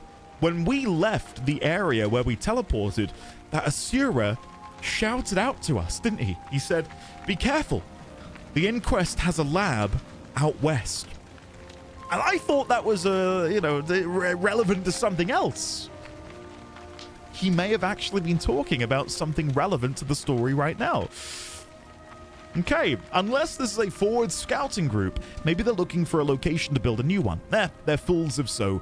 These vines don't make this area exactly hospitable. Where did the vines come from? As far as I know, the land west of here has been cut off, more or less, for a long time. Criminals seem to have a few secret routes to get in and out, but who knows what goes on over there. Do you think the vines are spreading inward from beyond the ridge? It's as good a guess as any, don't you think? What's out there? The Maguma Wastes. Other than that, who knows? The Orion flooding could have changed the entire landscape. I guess we'll find out. I'm ready to explore beyond the ridge. And what's our reward going to be? 5 boxes of Inquest research, 3 lumps of raw ambrite, 5 Imperial fragments, and a box of lab equipment. Very nice. I'll have to clear my inventory for the next time we play, because I understand this is not good. Like, no inventory should look like this. Let me go here. Deposit all materials. Compact it down. I'll make that look better. Don't say Jeebus. Don't say Jeebus. It's fine, man. Everything's fine. This is good. Look, I'm gonna fix it now. Use all. It's right-clicking on this. Salvage all, masterwork, and lower. Hold on. And then the silver fed, salvage all rares. Oh, I've not opened the rares yet. Hold on. There they are. Use all. Use all. I've got a die. Where's the die? There. Midnight Fire? Yes, I want that. I nearly salvaged that. That would not have been good. That would have been bad. Okay, salvage all rares. Go. I'm nearly there, I promise. There's so many boxes that I've got. Like, why do I have so much stuff? This is how I feel right now. Again, you can't really see much behind me, but I've just got mountains of shit behind me. I got... What is this? Branded geodermite? What is going on? Why do I have so much crap? Okay, well, it's substantially reduced. Substantially reduced. I do have an achievement. 50 piles of silky sand. Sift through 10 piles for a chance to find something valuable. Okay, 1,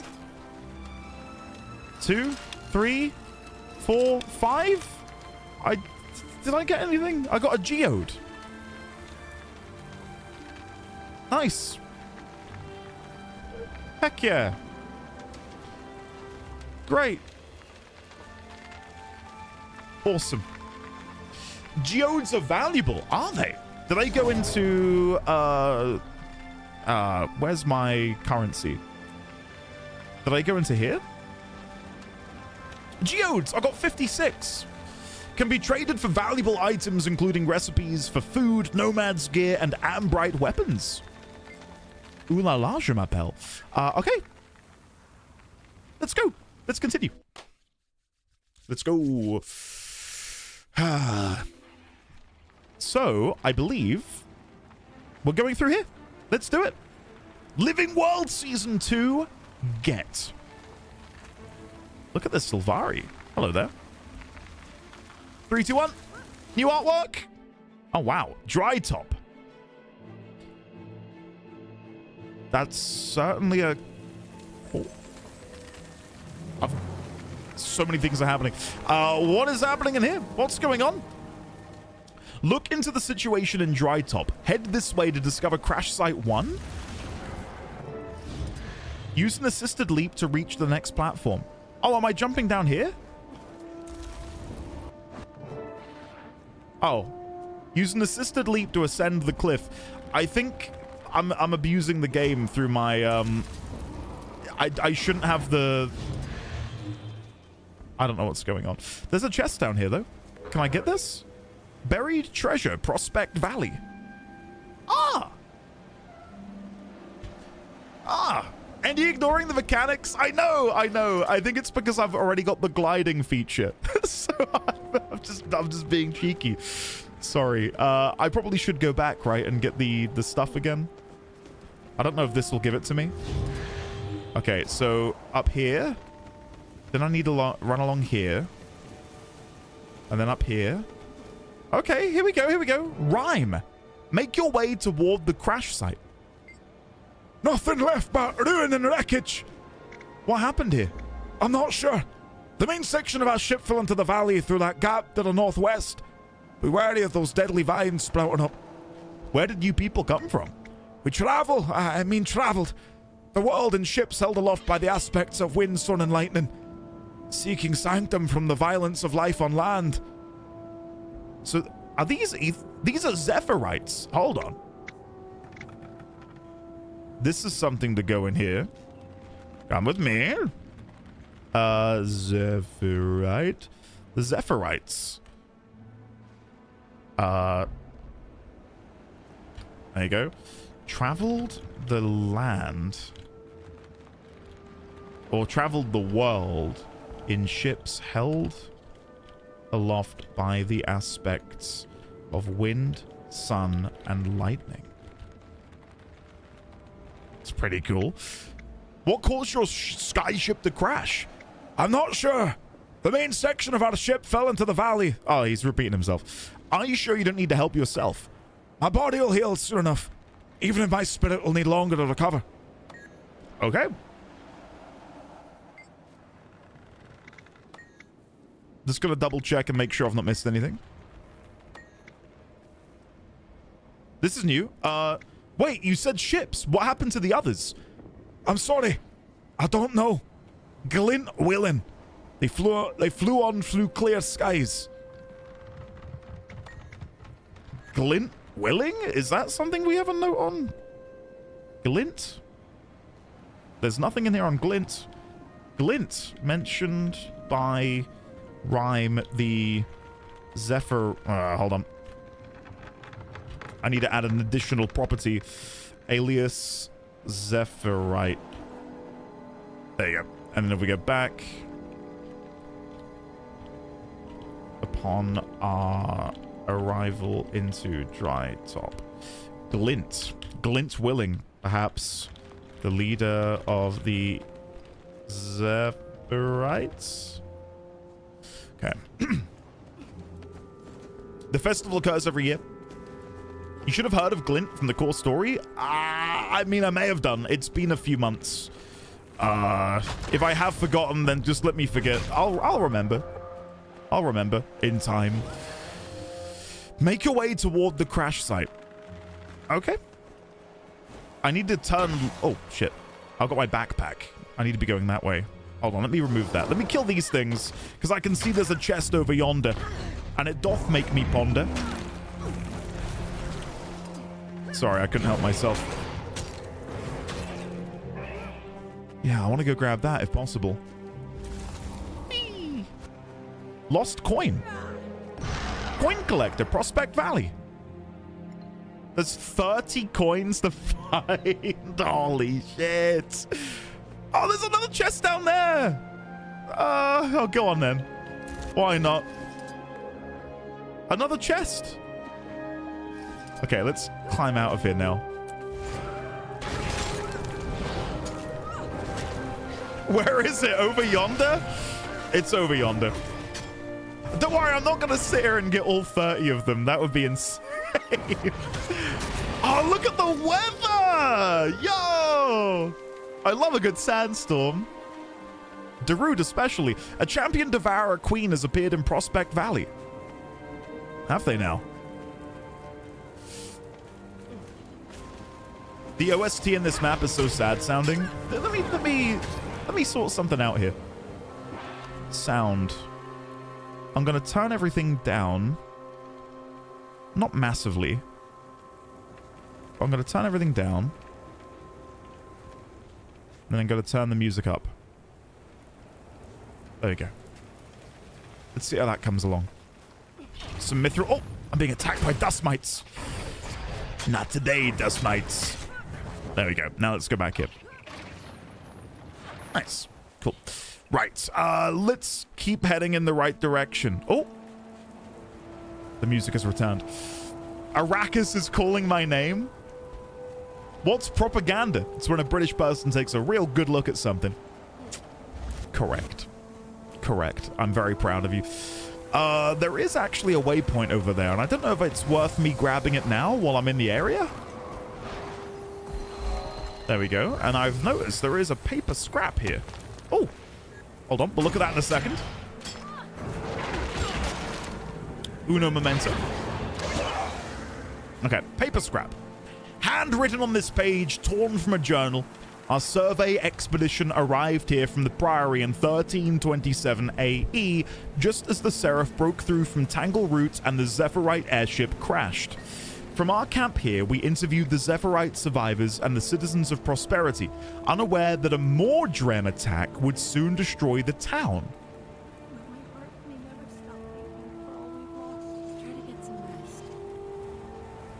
Okay, hold on. After my years studying dusty old scrolls describing Drytop, I hardly expected to find such turmoil and tragedy here in the wastes. Our experiences here have been eye-opening. We've moved on to higher ground, so that we can continue exploring the Maguma wastes for the Priory. I wish you luck here. Explorer Kitabu with explorers Savio and Amoxley? Okay, so Explorer Kitabu.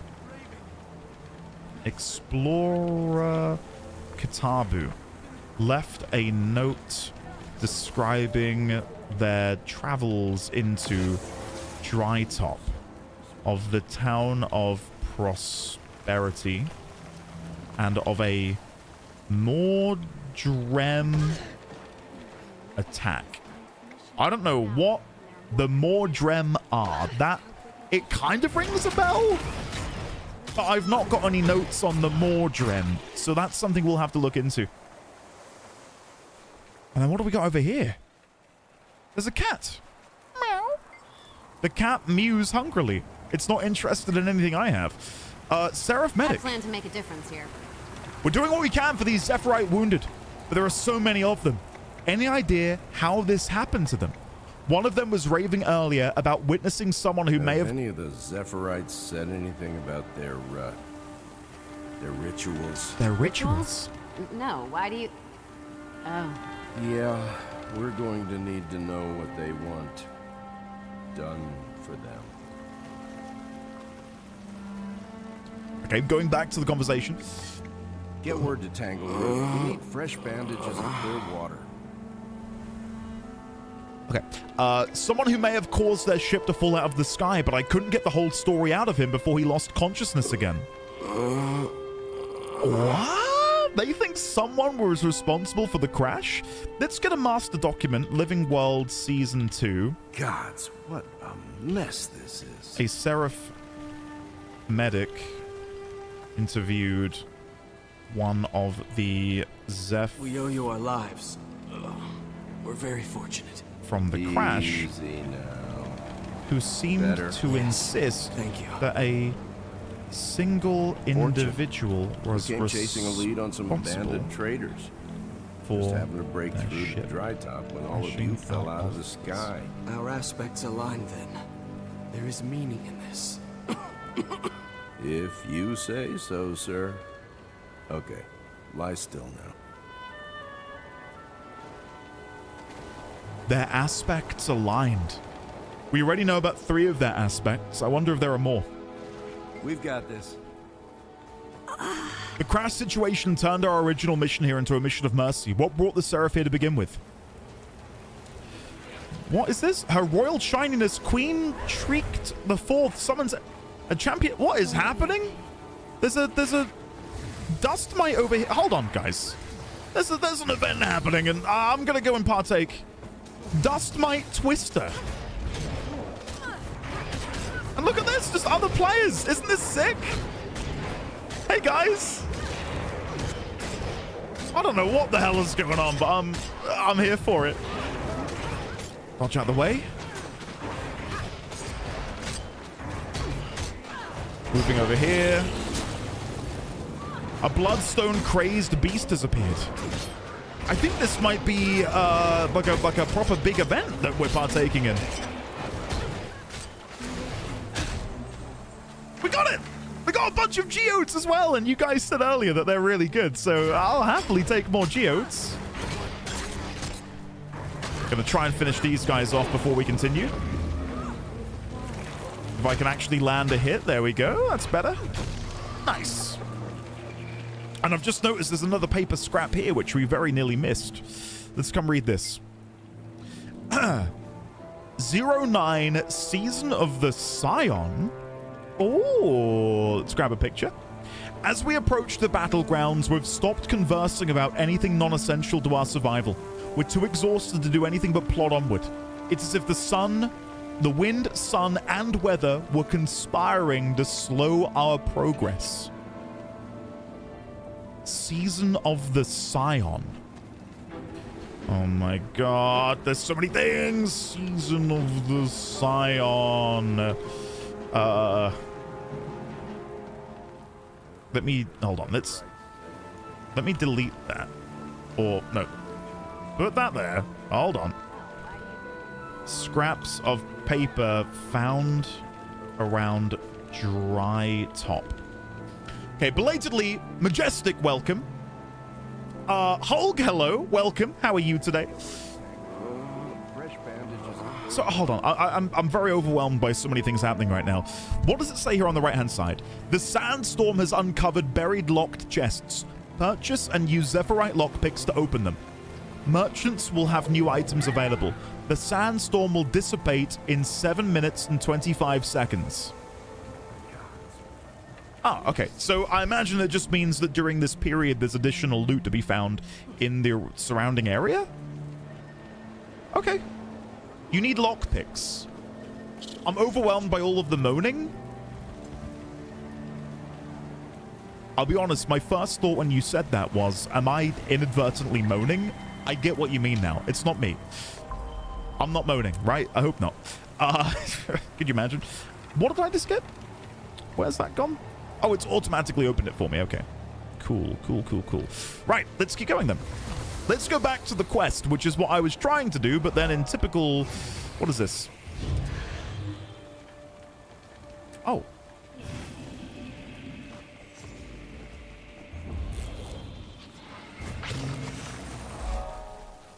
The Town of Prosperity! This is the place mentioned at the lost coin up there. I'm getting distracted again. Shit. This is a problem. Okay, let me chat to these guys, then I'll continue. Hey. Okay. Okay. Some of us ran into the mines, but so many are dead. Prosperity is gone, just gone. You're new. Stay alert. These vines swing all over the place. You could end up impaled on one of the thorns. I'm staying close to the well so I can take cover if I have.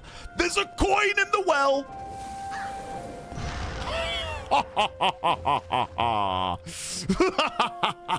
Oh, I'm not going to be able to get out of this, am I? I'm stuck.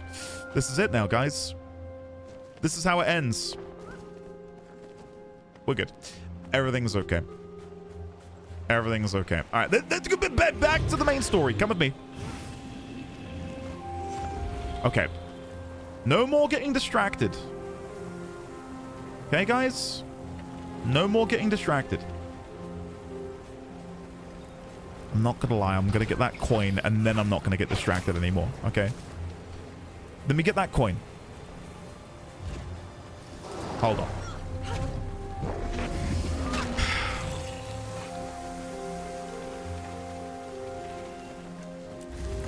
After this, no more distract. Okay, I might...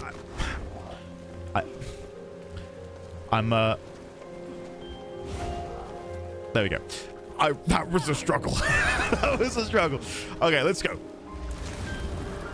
Let's go. Back to the story, which is in this direction, guys, okay?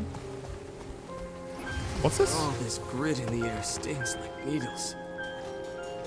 There's an event. Let's do this quick. Let's quickly do this. It's important. We might have to take him back to prosperity. Come on, Hayes. Let's save you. Come on, let's get out of here. Trouble breathing. Oh, you're being attacked as well by a Dustmite Twister. This is why I have so much... Yeah, you're not wrong. After this, we'll focus, I promise. We're gonna save this guy. If I don't save him, I'm gonna... I'll be evil. Okay, come on. Hayes, just walk a little bit further forward. We're so close to salvation. Come on, man. This is his fault, okay? I'm trying to go as quickly as possible. Will Endy finish Guild Wars 2 before Evercold? Yeah, come on. Oh, yeah. Surely. Evercold is January, right? Yeah, we'll be fine. No way. No. Come on, guys. At this rate, absolutely not. No way. Mate, we're in June. Yeah? I would not have survived without half a year. Easy. Easy peasy. Right, okay, from now on, I'm going to play so much faster. I'm going to skip all the dialogue. I'm kidding. I'm not going to do that. Let's go back over here. Let's go do the quest. Come on. I've learned my lesson, okay? I'm gonna be... Oh. I'm gonna be well behaved. Whee! I actually think there's a vista. On myself, turning my back on my ancestors to follow my love into the sky. Oh. I'm not sure I have it left in me to fight for survival in this miserable, hostile wasteland. Forgive me for saying this, but you sound more bitter than your fellow Zephyrhites. My lover brought me into the Zephyrite community. Now that she's been taken from me, I'm lost. I can understand that. And then there's Aura. I can see it's going to be a challenge to retain our spiritual balance in this hostile, unfamiliar land. Anyone else that we can chat with? Doesn't seem like it. Yeah, apparently there's a vista right above us, but I can't figure out where exactly. I'm imagining I want to go up here. Aura. Well, I had the same thought. I had the same thought make some time. And you want to trade weather? It's 26, feels like 36. You can keep that one. Yeah, you're welcome to keep that. I'm happy with what I've got over here today. It is miserable weather today. It's raining and thundering, and it hailed earlier, which was kind of shit, but I'd rather that than to be sweating my skin off, to say the least. Okay, before I continue, I'm not getting distracted. Okay, I might be getting slightly distracted. Let's just quickly grab this chest back here and that coin. Because if I don't get it now, I'll forget. Okay? So we're going to jump up in the air and grab the coin.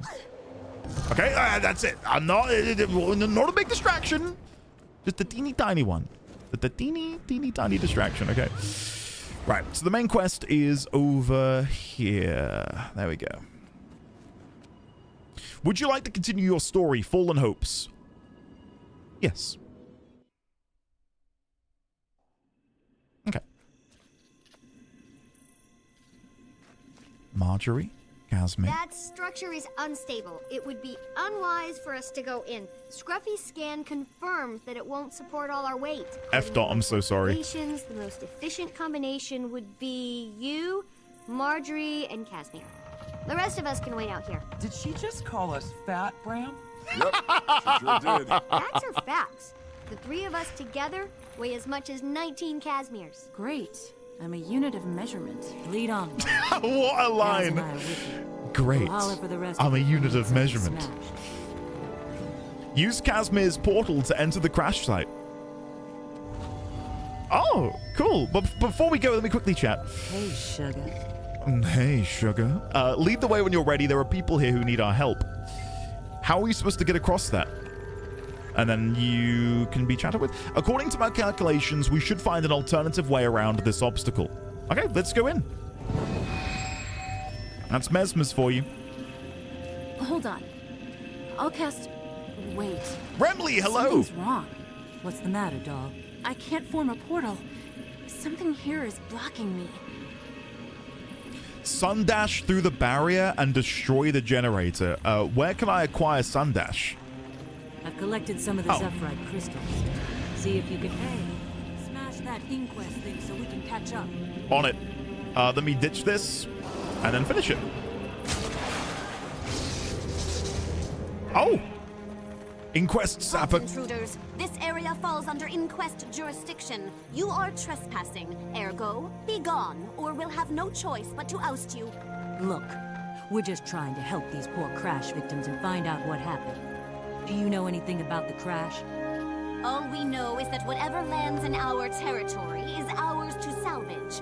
Let us show you just how serious we are about this. Okay. Let's see how quickly we can kill them.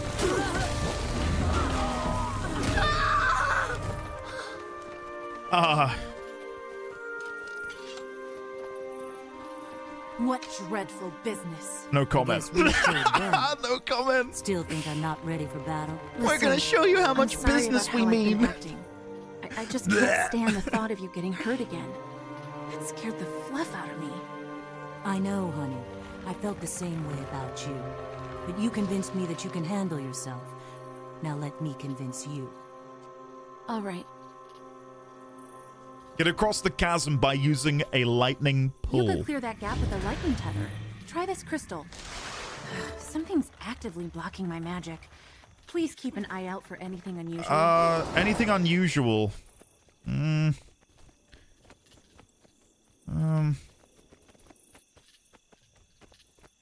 I'm not seeing it. Oh, maybe this. I'm so glad comedy isn't my career. I'd make no money. There we go. That was fast. You are trespassing, ergo be gone. Kevin, welcome back from your meeting. Was it good? Was it worthwhile? Help me! Please! Someone! It's interesting that their names are like the naming convention of the Zephyrite. We've had Rhyme, we've had Aura, and now we've got... Was it Morning? Morning.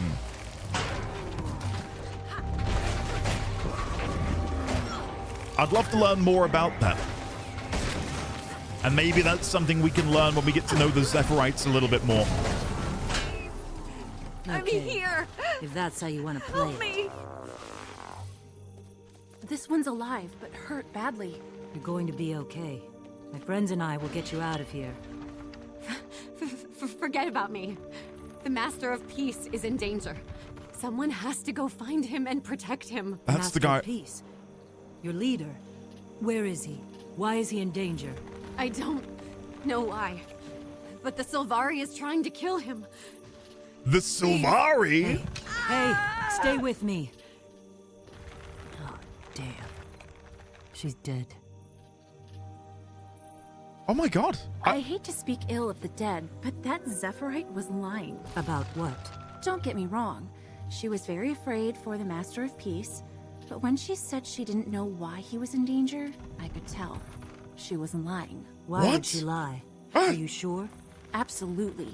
It was in her posture and in her eyes. She didn't give us the whole truth. I believe you.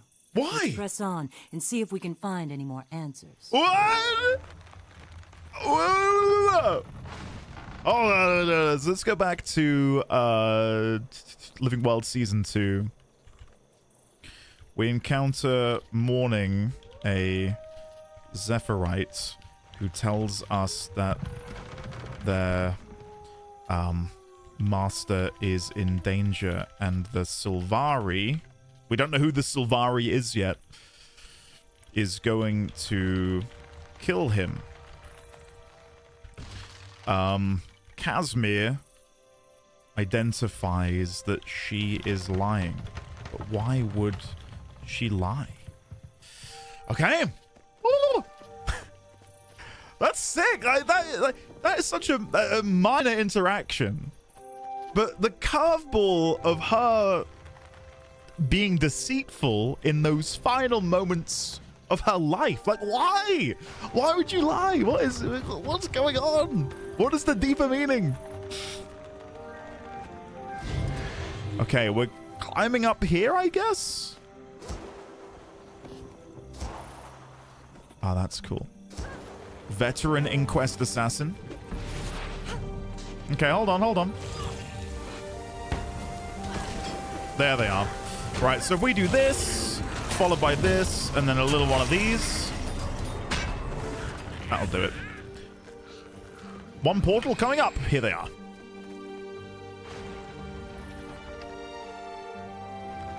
Merchant. Zephyrite Merchant. Zephyrite Merchant. Hello, good. It's one tragedy after another. First Lion's Arch and now this terrible accident. What's happening to our world? This was no accident. Look at those bodies.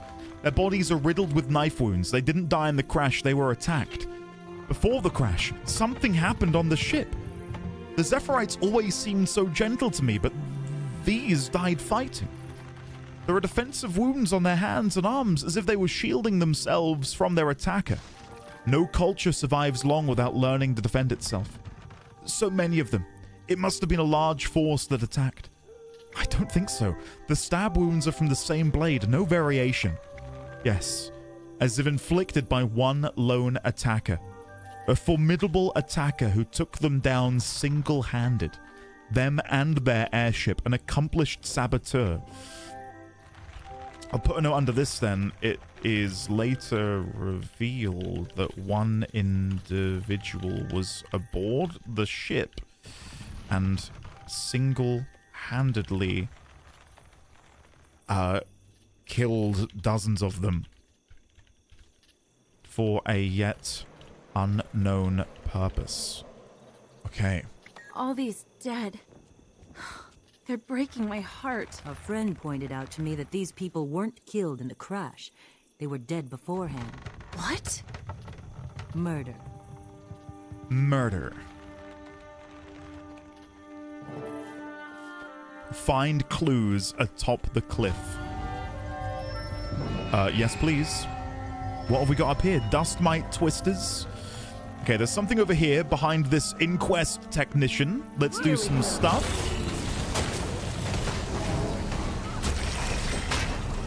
There we go. This page torn from a mission log has a single phrase scrawled across it. I turn my back on you, Mother. My solo voice of truth will dampen the cacophony of fools. Erin. Ooh. Ooh. So I wonder if this Erin was shirked. the religion of the Zephyrite and their aspects. Erin. We found a logbook scrap written by Erin. Paste that in there. Okay, go back. I should discuss this with Marjorie. Marjorie! Hey, sugar. What did you find? It reads like a meditation, scrawled on a page from someone's personal logbook. Are you familiar with the Soundless? I've heard of them. They're usually peaceful. The Soundless are the guys that lived on that island in Caledon. Right? That single solitary island in Caledon Forest. Sylvari who had disconnected themselves from the hive mind. Oh my god. That's crazy to see that brought up. They're usually peaceful. Do you think the Sylvari is one of them? The Soundless turned away from the Pale Tree's protection, didn't they? I remember hearing something about rejecting their own society. True, but unlike the Nightmare Court, they're not inherently evil. So we're looking for a Soundless Sylvari who no longer enjoys the protection of the Pale Tree. Sylvari was soundless. Jory, you sound downright excited. The plot thickens, my dear. Do I have a note on them? I'm excited.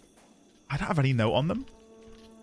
I wonder if I've mentioned them somewhere, but didn't make a dedicated note. Soundless? No, but I remember doing the quest and, you know, interacting with them. One of the Soundless. And then I'll just put in here those who no longer hear the song of the Pale Tree. Okay, let's continue. Let's continue. Luke, I think when I played through Guild Wars 2, I wasn't anywhere near as thorough as I've come to be. I made mental notes, and clearly it paid off in the fact that I remember, you know, the Soundless. But still, I didn't track everything nowhere near as much as I should have done. Thankfully, I can do that now. So, I'm happy about that. Who's this? Zephyrite? Oh, Inquest Assassin. Hold on. And then spin. There you go. I think that should be all of them. Nice. Okay. Who are you? The Zephyrite is armed and armored, as if some part of elite guard. There's blast power and scorching on her body. Why does it have to be another Sylvari? I don't know, but his actions are not random. He was after something or someone specific. The Master of Peace? Is he on the run? Is the assassin after him? I think so, yes. We have to find him before the assassin does. Do you think we can track them? Absolutely. Okay, let's go. They've got one more note to find. So dodge out of the way of this. We might aggro them, but we'll just fight them when we can gather them all up together. There might be another, veteran Dust Mite Twister. I was going to say, the pattern here is that each of these interactables is being guarded by something. I'm hoping Marjorie will come over here. If not, I'll just come over here and fight them here as well, I suppose. So drop that down, and then we'll do another big spin to win. There you go. And then we'll finish this one off. All of the Sylvari personal story paths are packed with important lore and cool tie-ins.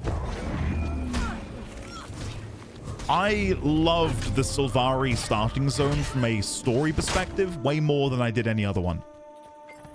The wood was blast scorched in an explosion rather than slow burned, as seen on most of the wreckage. Hey, you guys, look over here. Marjorie, I found that, actually. How dare you. The scorch marks and heavy damage to these airship support beams is consistent with explosives. A bomb was likely placed near them. Weird. Some of this wreckage isn't fresh. These burn marks are old. It's as if they'd been attacked before the crash. Okay. I thought that an icon would appear above them. I doubt the Master of Peace knows this area any better than we do. If you were him and being pursued, where would you go? I'd head for the closest town. That makes sense. Okay, we should head into that town there. I'll go. You stay here and tie up the investigation. Sure, boss. You don't mind going by yourself? I'll take Rox, Brahm, and Timey with me. Okay, we'll meet you when we're done Jory? here. Yes, dear?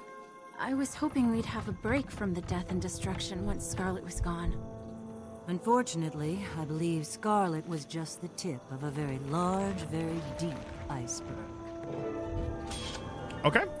Return to Fallen Hopes completed. 5 hordes of Inquest research supplies, medium bag of geodes, and a bunch of other stuff. And an achievement!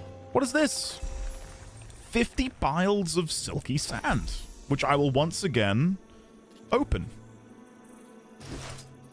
I got a bandit crest. Earned by completing events in the Silver Wastes, accepted by vendors in Camp Resolve at secured outposts. Okay. And we got Clerics Adventurers Spectacles. What do these look like? Oh, wow, look at them. Okay, it's not necessarily for me, but I like it. Cool. And then before I continue, I will quickly open up all of this just so I can keep my inventory somewhat clear. There we go. And then if we go up here, there, and then salvage all rares. Nice. Amazing. Okay, any new dialogue? Lucky charm. No. All right, let's go. That was cool. All right. We've learned a lot already. I'm super happy with that introduction. Super happy with that introduction. I'm wondering...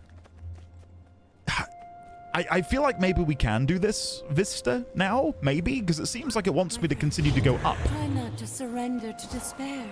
So can I do something like this? Because this seems to be what I need to do. Oh. Bloody hell.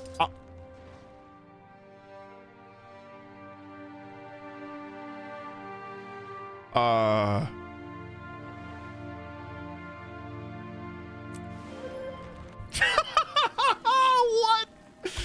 Hello? Shit. That's embarrassing. Oh, well, no one saw that, right? Let me have one more go. One more go. I'm not getting distracted. This is just part of the game, guys. Part of the game, you know? Right, let's climb back up. Oi, oi, oi. That's not gone well. Oh, shit. What am I doing? Oh, well, I'm down here now, I guess. This is my life now. I don't know if I can climb back up. Maybe? I can get onto here. There we go. This is looking pretty good. Let's deal with these inquests before I do anything else. Stream did not notice. Confirmed. Good. Good. What? Did I have to jump? Oh, no. Oh, no. Okay. Continue to not look for at least a couple more minutes. Clearly, I'm having a bit of a struggle. Okay. We're nearly back to where we... We're nearly back to where we were a moment ago before the horrible things happened. Cerulean. Okay, we'll have a chat with you in a moment. You live here now. Looks like there's a nice sleeping rock. Andy, should I go back to my meeting? No, Kevin. You're my good luck charm. You stay here. Look, I made it look like I was looking for jumping puzzles, but in fact, I was looking for story, and here it is. Cerulean. Wish you the balance I struggle to regain. Our ship came down just north here. We were torn from the sky and strewn all across this valley. Were there other flying ships besides yours? Yes, but I can't say for sure what happened to the others that set out for us from the labyrinthine cliffs. Hope they avoided whatever it was that happened to our ship. Okay. Cool. Cool, bro. I thought I saw something over here. I did. It's a lost coin. Yoink. Right. I think this is what I meant to do. I think I meant to climb up here. At least that was the impression I got, is the game wants me to ascend. Like if I run over here, do a little jump. Okay. Like I don't know where I go from here. If I can go anywhere. Am I meant to go? Like, it feels like I should be going directly up here somewhere. Like above me.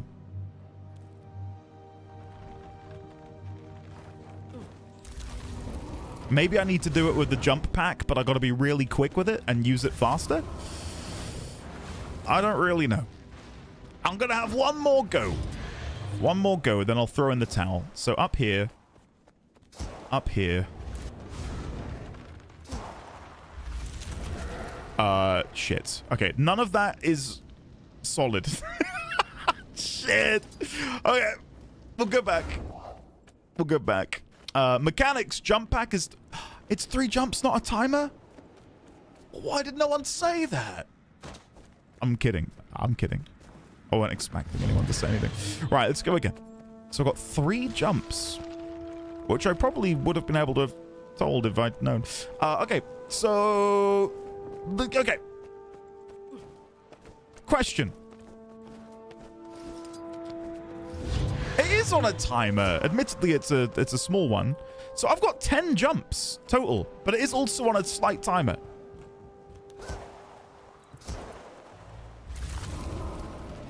I was really hoping some of the wood in there would be like interactable, but it's not. I'll leave it. I'll leave it.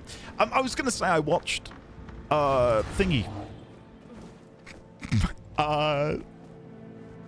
Project Hail Mary a couple nights back, and it was really good. It was really good. But now every time I say question, I annoy myself because I'm like, oh, wait a second.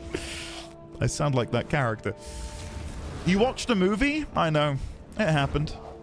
It happened. Amaze! Amaze! Amaze! Thingy, you know what I'm talking about. It was really, really good, actually. I had a thoroughly good time with it. Mehem the Traveled. Torn page from the Tyrian Pact survival book.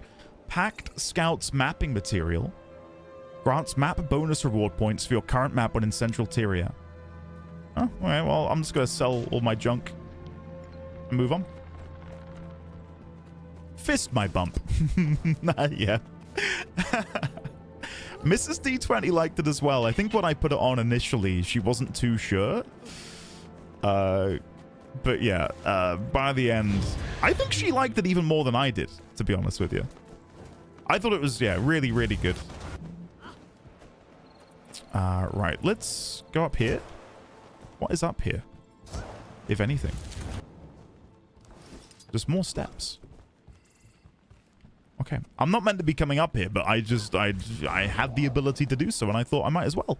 There might be a lost coin up here. Could you imagine? Come on. Oh, there is one! But there's no way I'm going to be able to get to that. There's no way. No! Ah! This is the worst! What? No! No! Okay. Let me try this one once again. Oh no, I've already messed up. Oh, there we go. Oh, we're so back. No! Ow! Oh, okay. Once I've got this, then I will go. Okay. This is it. So 3, 2, 1, jump. And then turn. Do a little jump.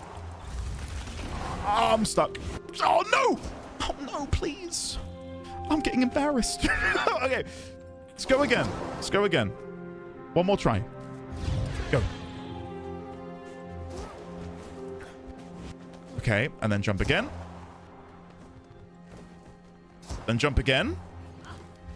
And then boost. No! Yes!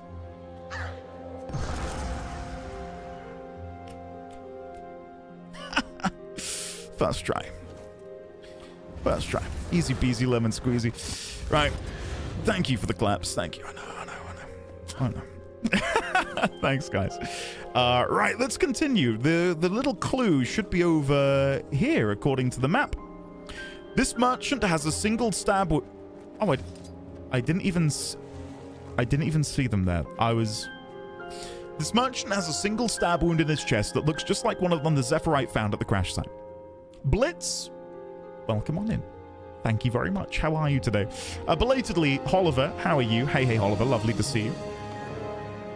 Search the mine to try to find the Master of Peace before his saboteur pursuer does. Sure, let's go have a look.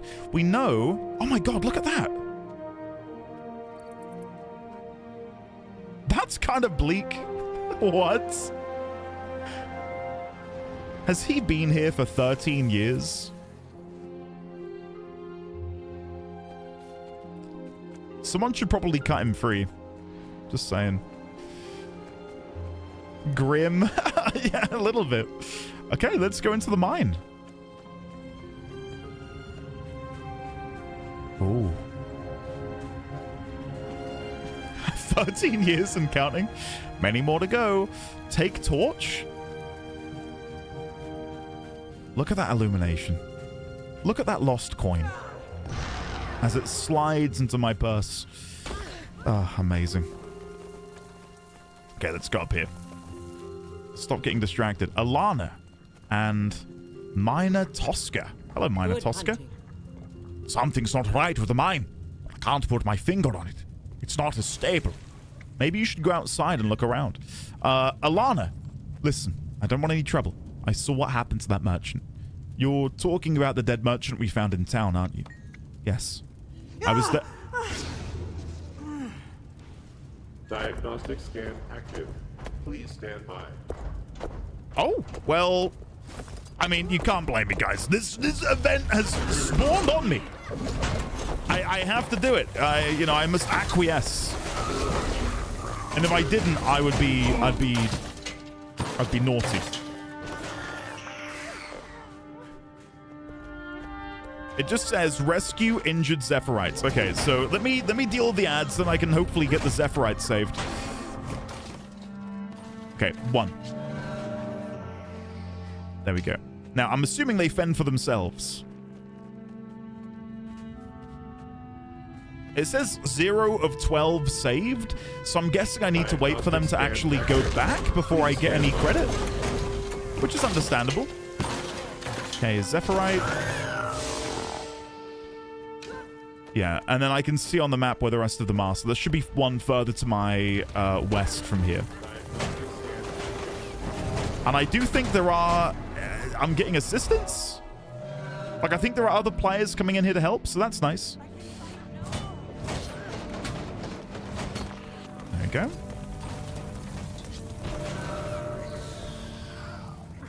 Ah, Oliver, good. I'm so glad. I imagine, despite being very happy to be over there, that there must have been a level of homesickness that you felt. I mean, I went to Northern Ireland for 3 days and I felt horrendously homesick. And that was a temporary trip. Now, I'm noticing it still says 0 of 12 rescued, because I guess that I'm rescuing them and then they're getting attacked by other golems. But I'm hoping that I can deal with those as I now make my way back into the middle. Kima, I imagine that will go away soon. At least I hope so. I feel like you've been very busy since you moved over here, Kima. You were in Italy, weren't you, for like a weekend or something? I must say I'm quite jealous. Okay, save the Zephyrite. One more here. Okay, I think a few of them are actually escaping now. And then there's one more here. I wonder if you could heal them. Too late for me to try, but that would have been fun.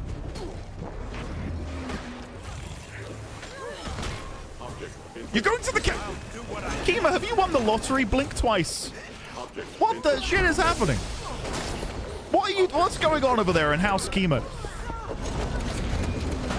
I just want it to be known, we're the best of friends, aren't we, Kima? You can take me now. I call dibs. I'm 100% calling dibs. Sorry, Oliver.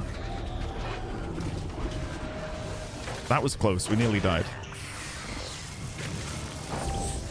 We had a bit of a wobbly day last weekend as I knew all of my friends were meeting up. Are you planning at all to ever... Well, I imagine at some point, but are you planning anything in the not too distant future, Oliver, to come back and just, like, see friends and family and stuff? I think just having something like that will keep you grounded and not, beholden to the homesickness too much.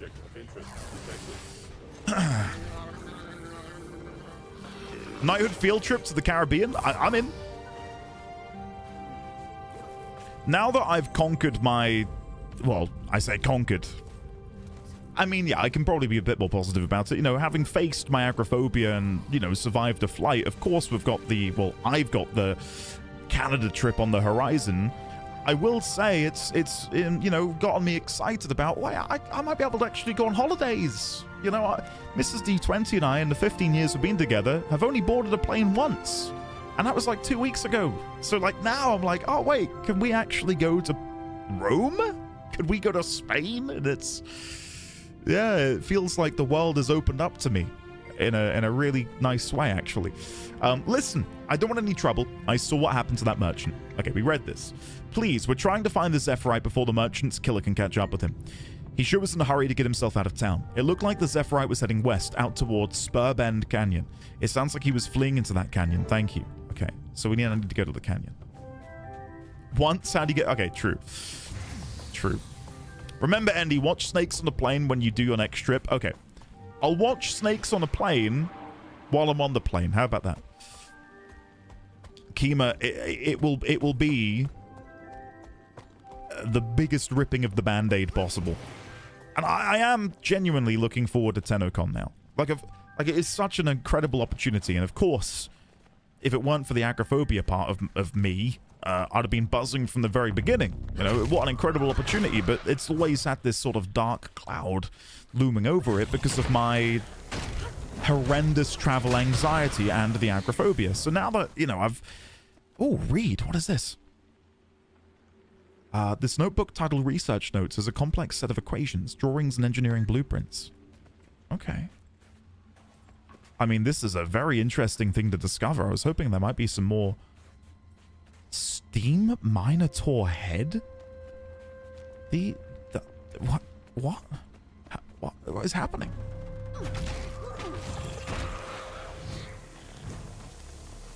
You think so, Orange? Steam Minotaur head. The head of a Steam Minotaur lays abandoned on a workbench where Scarlet appears to have been repairing it. So Scarlet operated from here. That feels like a weird revelation to be given it there and then.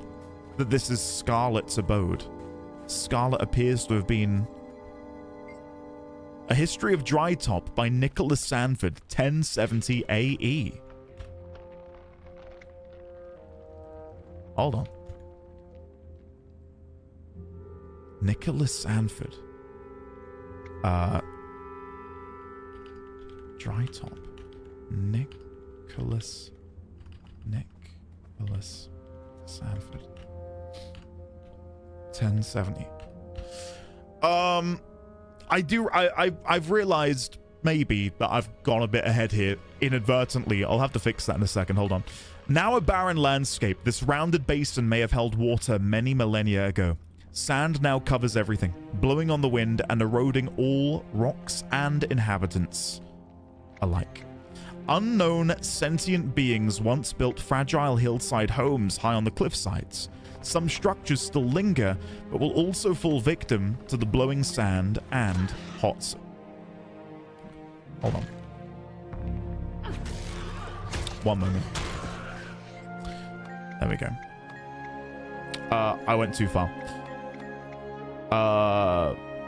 Blowing sand and hot sun.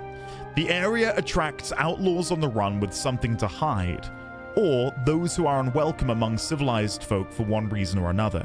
This makes the area dangerous to travelers such as me and Yakington. Please say Yakington was Nicholas Sanford's yak mount. Please. I would love that if Yakington was his steed. Migrating centaur packs come through here, it seems. There is evidence that they once had a refuge here. A large tree trunk, quite out of place, could have been one of their sacred trees. Despite appearances, this waterless area is far from lifeless. It serves as the doorway into the Maguma jungle, a region of uncontrollable growth, life, and often death. Okay, let me leave so I can have the reveal that this may or may not be where Scarlet once lived. Oy, oy, oy. Sorry about that. All right, let's go back. Let's go. Nicholas Sanford is from Guild Wars 1. Oh, Thistledown. Okay, thank you for letting me know. Again, I'd love to do a Guild Wars 1 Reforged lore playthrough at some point. Paper Scrap. Oh, we read this earlier. Season of the Scion. Okay. The words have mostly faded from exposure, but angrily scrawled in the margin in a unique handwriting is the single word, him. I've got to get a picture of that. And then if I go back here, you'll notice I did make notes on all of the things about Drytop. Where's Season of the Scion? Season of the Scion. Paste that in there. Him. Okay. The newer handwriting matches the saboteurs. Search near the well for clues to help you find. Okay, let's go back. Good lord, I love NDD20 on Guild Wars 2. I'm glad you're enjoying it, Sana. I'm enjoying it too. Yeah, it's good to be back. And the plan is to do, weekly Guild Wars 2 episodes. So it'll be something which is, we could all look forward to every week, if you know what I mean. Oh, I've gone the wrong way. Shit. I got so distracted by talking.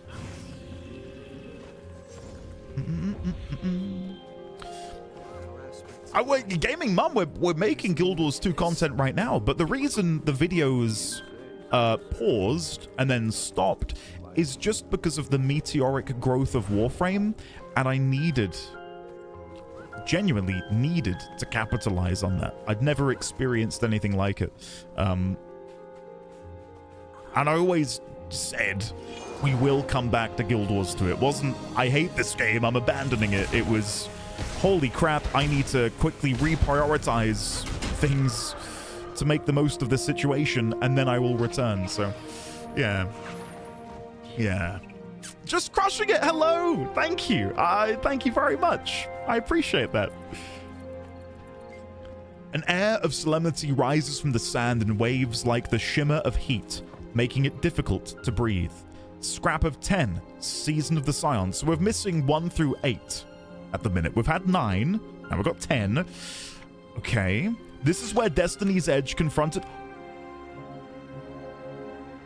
What? Is it really? This is where Destiny's Edge confronted the Crystal Dragon, and where our protector died defending us from her elder kin. I imagine I can see the crystalline remains of her corpse from here.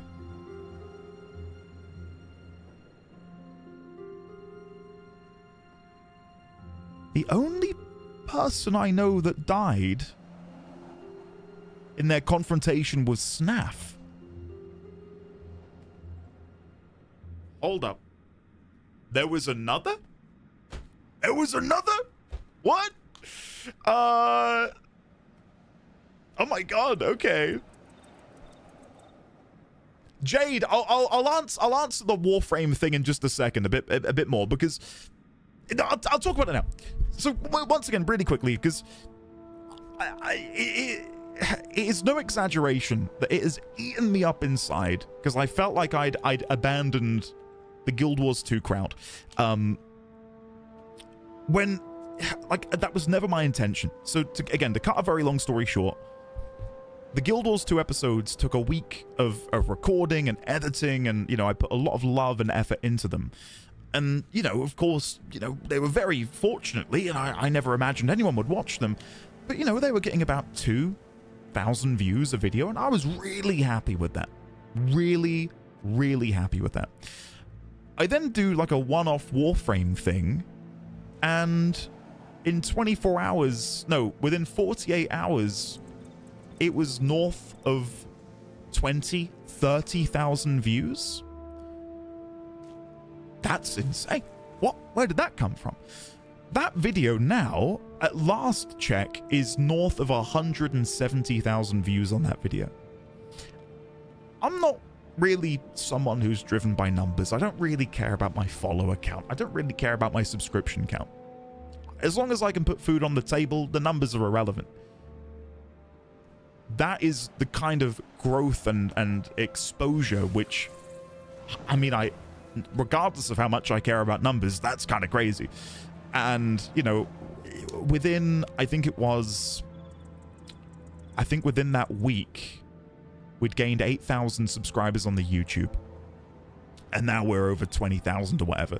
Like, it was insane growth. And for those of you who are, you know, returning now to see me playing Guild Wars, just to kind of give a Cliff Note summary of how well the Warframe playthrough went, the developers of Warframe have very courteously and kindly invited me to their convention in Canada next month. I'm an official Warframe creator. I'm planning to go and meet the narrative team for Warframe and have a meal with them. I'm gonna go to their convention, you know, like I'm gonna be able to meet some of these people. That's what came of me putting Guild Wars 2 down for a little bit. Is it exploded in a way that I never thought anything like that would happen to me. So like, I really wish there was a way where I could have juggled Warframe and Guild Wars. And I did for 2 weeks. And if you go back and look at the video release schedule, I was actually uploading Guild Wars 2 and Warframe simultaneously for 2 to 3 weeks. But it meant that I missed out, not to play like the sob story card, but I missed out on family time. Like, I was at the weekends going away to record Guild Wars because I realized I've only recorded 2 hours worth this week because of that at the time. So I would miss out on being with my wife and my son to go play Guild Wars to record, and it was eating into my life in a way that I couldn't handle. And I thought, well, I'm not going to be able to give Guild Wars 2 my all, so what I'll do is I'll put it on ice for a bit and we'll come back to it in the future. And it was in the wake of, you know, our December streams. We did some streams for Guild Wars 2 in December of last year, coupled with just, you know, my general feelings. It really hit me that I might prefer to play Guild Wars 2 in a live streamed environment, but I didn't want to hard commit to that. But yeah, I'm at a point now where I'm happy to do live streams of the game on the understanding that I'm still going to be giving it my undivided attention. Okay, 90% of my undivided attention. Like when I'm in the thick of story stuff, again, alerts are still paused because we're deep into new story, and I don't want to be, you know, having to juggle resubscription messages, donations, bits, whatever. Like, I want to just immerse myself in the world right now. I don't want people to feel like they're getting a diluted version of the videos. I want these to still be as exciting and fresh for people to watch. So fingers crossed that happens, but hopefully that's a better, you know, sort of overview. You know, I'm not even touching on the monetary side of things. Like, Warframe has helped tremendously in that department. Like, me being able to shift over and do that for, you know, I'm still doing it. I love Warframe. It's genuinely phenomenal. But, you know, that series helped out substantially, and it's made what is currently happening. I'm having my garage turned into an office, so this can become my son's bedroom. So, you know, that's another part of it, is Warframe means this becomes my son's bedroom. So it's just all these little things that came from that playthrough. And now we're back to Guild Wars, and again, hopefully people will enjoy this just as much as they did the videos. So fingers crossed. Anyway, let me quickly make a note of this. So let me make one called Destiny's Edge versus Kralka-Torrik. I've spelt that wrong, I think. Is that right? Kralka-Torrik? No, that is correct. Okay. Cool. I don't know why. I really didn't think that was the correct thing. Anyway, I'm just going to be brief in here. So when Destiny's Edge lost a valuable member in SNAF during their... Oh, hold on, I've missed on that. During their confrontation with the Elder Dragon. According to Scrap according to the Season of the Scion 1320, another fell during this climactic battle. And then I'm going to paste in this picture. One moment.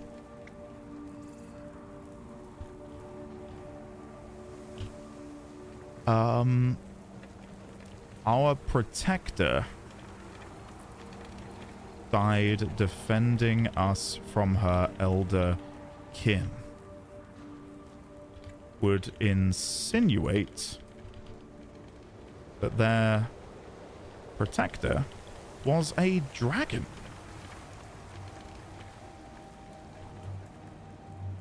The crystalline remains of her corpse can still be seen from here, apparently. But it depends on where this scrap was written, right?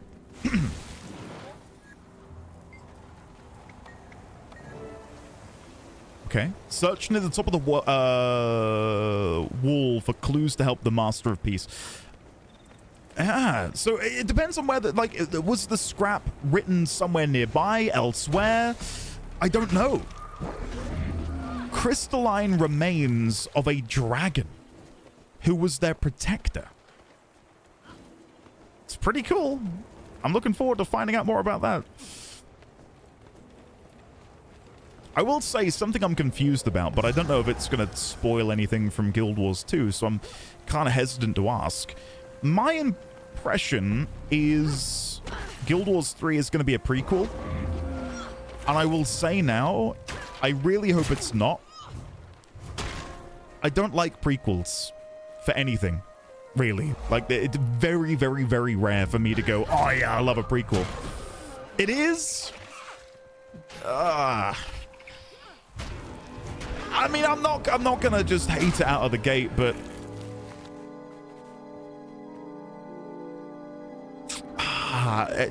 the thing about prequels is there is a finite amount of new stuff they can do, because otherwise you're retreading the past, right? Like, if we are telling the story or the history of Tyria, then, like, we know the story beats because of things that we will have experienced in Guild Wars 1 and Guild Wars 2, right? I like not knowing what's coming. It's very far back, 1200 years before Guild Wars 1. Okay, that could be interesting. If we're really, really far back, then sure.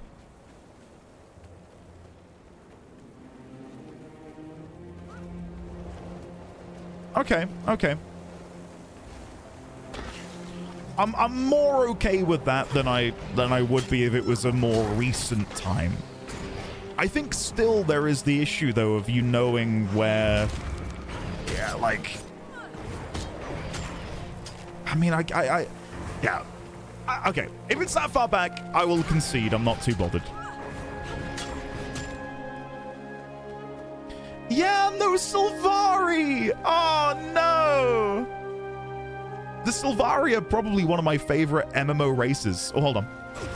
Let me kill this before I read the note. Okay, what is this? They forged an alliance with her and lit her into their minds. They guarded her legacy for as long as they could, but sadly their race was not to live forever? Is this still referring to their protector? This dragon? Hold on, I'm pasting all of this into the Scion. Hold on, come with me. I'm going to try and fix this. So if I stretch this out, and then we go Scion, open to the right. There we go, there we go, there we go, there we go. Okay, and then I need to copy this. I don't know how I'm meant to. There we go. Paste that in there. Okay, so we've got 9, 10, and 11. Okay. I'm nearly dead. Hold on. Okay. Continue reading. Destiny decided otherwise, and thus the torch was passed to my ancestors. We hid ourselves away for hundreds of years, helping her as we could and keeping her secrets. The ink is faded on the rest of the page. Continue to the next legible segment. Dragons consume... Ah, this is so good. Okay. This is awesome. Paste that in there. Dragons consume magic, but they do not destroy it. They hold it within themselves like a sponge holds water. I only hope we're faster than the scavengers and powermongers who would use her body to advance... ... The Master of Peace may have unwittingly left a trail. So, their protector was a dragon who fell in the battle with Kralkatorrik, but hasn't, much like the Elder Dragons, hasn't necessarily died in the way that we would, and is instead in some sort of state of rebirth. Their body, this incredibly powerful vessel which others would seek to abuse and misuse. That sounds about right. Okay, we will take a closer look. We shall investigate. Okay, let's go across here. Cornered. Let's check it out. The law is coming thick and fast. Oh. Hello, Frostbite. Can't chat to anyone. Timey. Nice timing. I was just about to have Scruffy punch us away through the vine gate. I wouldn't stand in your way. Okay, here we go. Any second.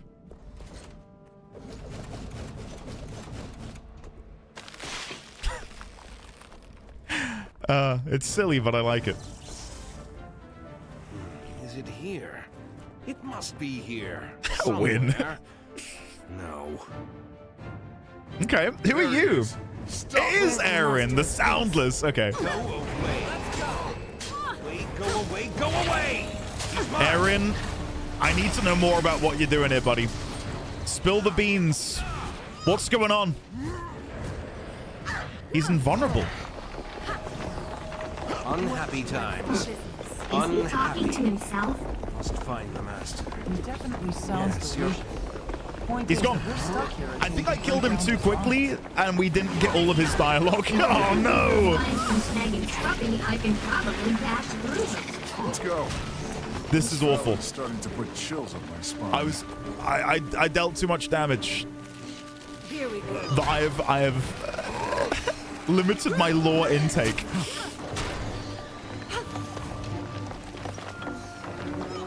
Okay. Power crap. It's all these legendaries, man. Ah, Curious Fan! Awesome!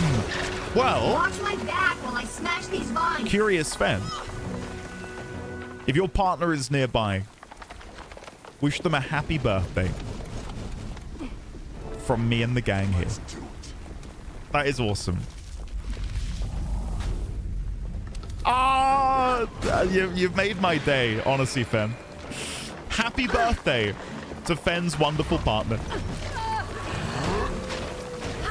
It's great to be back again. I've really been wanting to dive back in for really a couple months now, and I've struggled to figure the best way to do it. Like, I've gone back and forth on should it be YouTube, should it be Twitch, and you know, my inability to make a decision is what's delayed me even further, and it's I know. You're right. Getting It's close. too large. I can't get us across from here. There was something back here. The option to have Scruffy toss us over is still... Thank you for being understanding, but I'm inclined to agree with Rox. It wouldn't cross the whole distance. It won't last forever, but it might last long enough for one of you to get across. I'll go. Once I'm on the other side, I can leave a portal between here and there. I just need you to watch my back. Hearing him cry on the other side is really off-putting. Like, really off-putting. Oh, dear. No, not It's okay, Aaron. Relax. Can I get on here? I can. Oh, was I not supposed to do that? Was I... Wait, was I... I don't know if I... Was that naughty? Yeah, the game didn't want me to do it! No! They would have been fine. I was chasing him. Come on. I had that in the bag. you want me to do it again? I'll do it.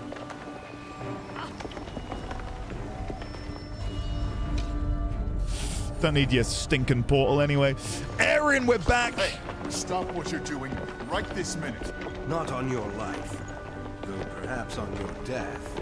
I will continue, and I will be victorious. I highly doubt that, but good luck. Oh, he's dropping the bombs out of his bag. That's a cool mechanic.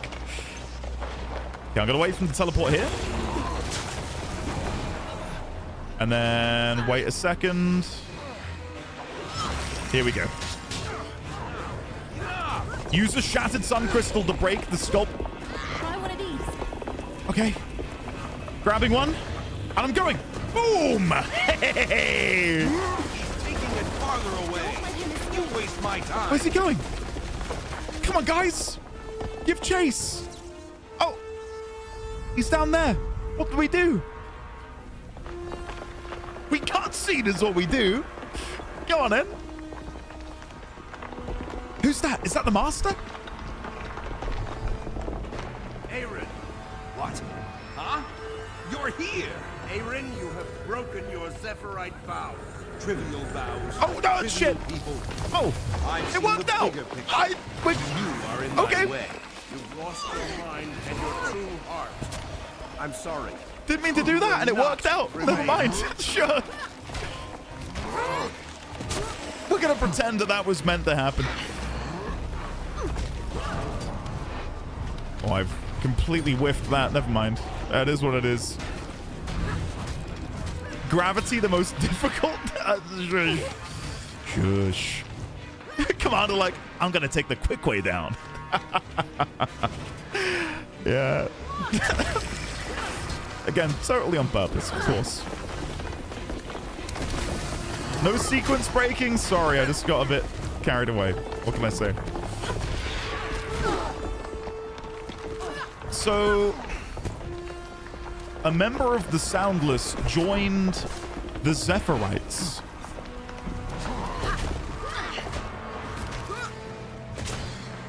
Maybe looking for some sort of peace. I don't know. Okay. There we go. No, you little shit! No! Oh, come on! What? That's so mean! Oh, that's so mean! I just got there. Okay, okay. Let's go back up. Oh, that didn't work. Try again. Okay. Maybe I just use ranged attacks? Oh, there we go. There we go. That's better.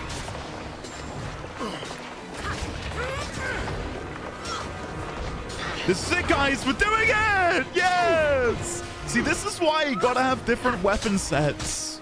Oh, now he's here, though. Back into Great Sword. Drop one of these, do a little bit of this, and then... No! No! Why would you do that? You've embarrassed me in front of all my friends. I just started saying pew, pew, pew, and then I got knocked off. Hit. Okay, try again. Break that. Pop this. Why can I not attack him? There we go. No! Oh, shit. Hold on. No! Oh, no! He's right above me, but I can't get to him. Oh, here we go. Oh, guys, this is maddening. Okay. Reset. Let's just go this way. And then we'll do a little jump. We won't rely on these backpacks and what have you. There we go. Okay, I'm hoping he won't run away again. So I think I'm okay to do the combo. Okay, he ran away. 14. 13.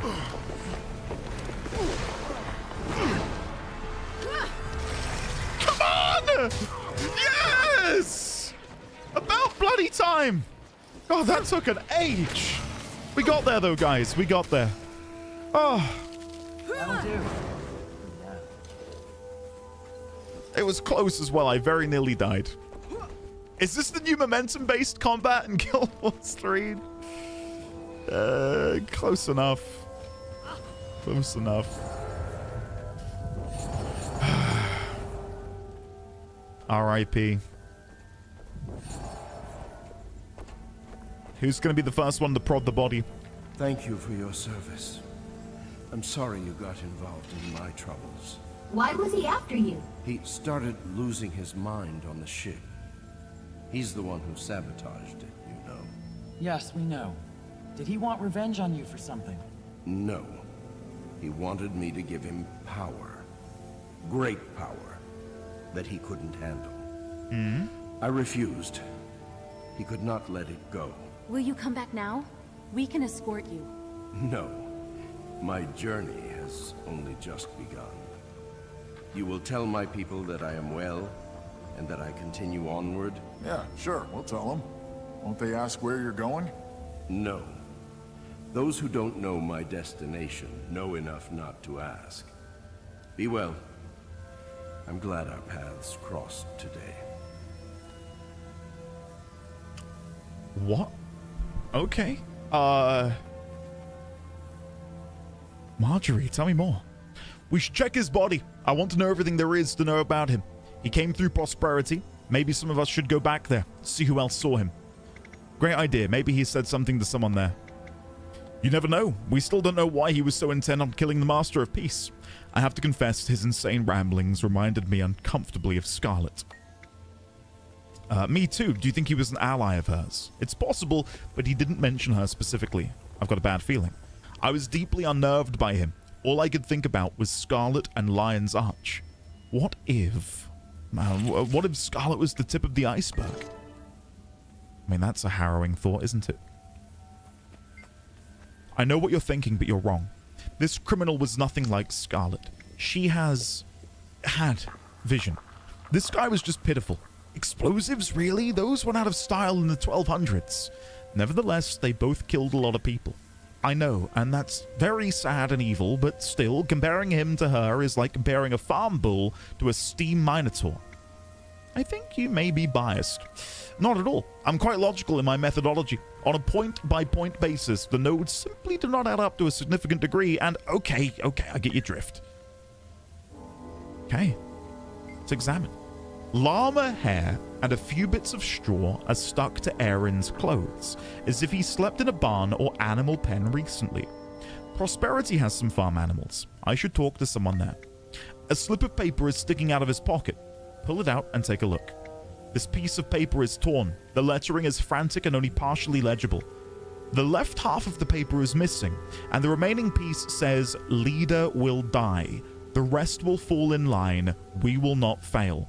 The rest is unreadable. So whether or not this was his own letter, where is Aaron? Here he is. ...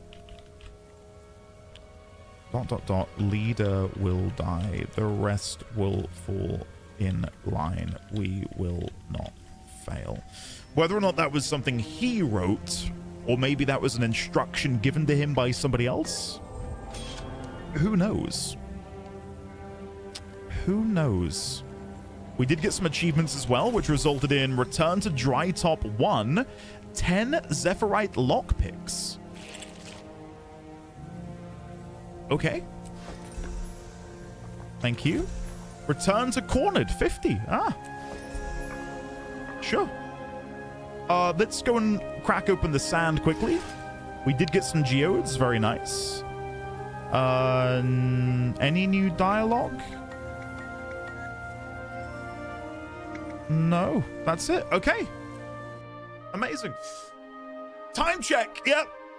Guys, bloody hell, where has the time gone? Oh, what? Oh, hello.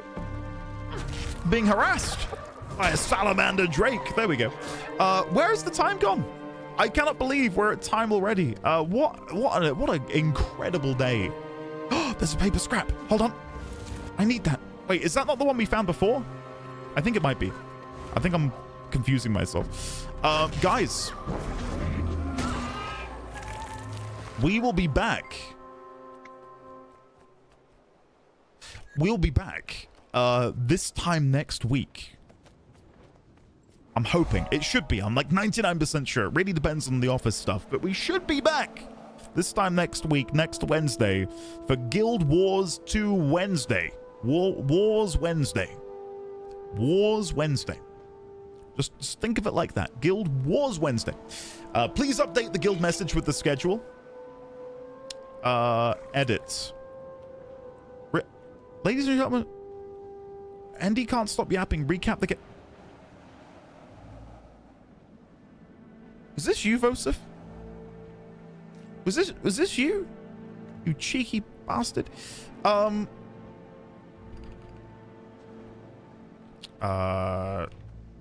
Welcome knighthood of the D20. Exclamation mark. Guild events will be scheduled in the Discord soon. Do let yourselves be known so we can better plan guild nights. Andy will be streaming Guild Wars 2 every Wednesday at 1400 BST. Thanks for being here. Love heart. Accept. Right. There we go. Did I actually... Oh, I added the F. Sorry, I thought that was already... yeah, I thought I deleted it. Thank you. That would have been embarrassing. That would have been very embarrassing. Okay. Let's... yeah. Yep. I don't know what I just said. Let's teleport. And then we'll go. Is joining the guild still possible? Curious Fen, it is indeed. If you message me in-game, like if you send me an in-game mail, I will invite you. Yes. Or if you just join the Discord and put your name in there, someone can invite you in my stead. So yeah. Hopefully you guys had fun. I certainly had a good time. Thank you all for the support today. I'm about to go and look outside and see how much of the flooring is done in the new office. And I can't lie, I feel like a kid. There you go. I feel like a kid on Christmas Day. I really do. Andy, play your alerts. Okay, hold on. Let me play my alerts while I say goodbye. There we go. It's gonna be a lot of I think. Anyway. Running and saying hi, so hi. That was Terralyn. Terralyn, thank you. I think you're no longer here, but thank you. Folks, I will see you all, if you are just here to hang out. I will see you all again on Friday for Warframe. If not, I will see you next week, same time, same place for Guild Wars 2. So yeah, yes, couldn't agree more. The game is free. Go play Guild Wars 2. It is a very comforting, chill game. And it is free. I welcome you. I am not sponsored. I promise. Seismic Tick, thank you belatedly for the Prime. I won't be here tomorrow because I'm hoping by the middle of the day, I can start putting furniture out there. And I'm going to need Thursday. I'm a little bit preoccupied on the Sunday and a little bit on the Saturday. I've got a lot... Lemon. I've got a lot of stuff that I need to get moved out there. I need to build a bunch of stuff. I've got to consolidate my time where I can. So I'm not here tomorrow. Gonna be here Friday. Warframe, pre Jade Shadows Constellations hype, etc. And yeah. I don't think I'll be in the garage on Friday, but I'm gonna. There will probably be a stream next week where there's nothing back here. Maybe having, like, no lighting. Because the last thing I'm going to move is the computer and my monitors. So, yeah. It'll look like I'm moving house. Dark and moody? Yeah, probably. It'll be really weird. So, yeah. Fen, I'm going to. Don't you worry. Don't you worry. But yeah, wish your partner a happy birthday again from us, Fen. I love you all so much. I will see you all Friday. or Wednesday. I'm going to go now because I'm actually starving. I'm really hungry. And tonight I'm going to be doing a chicken palm. Yeah, chicken palm. It's my pleasure, pal. My pleasure. Isidoriana, Abby, Astronaut, Bell, Jumping Spirit, Ambrew, Risque, Kima. If I've missed anyone, thank you for being here. Love and adore you all. I will see you soon. Have a great rest of your Guild Wars Wednesday. Very well.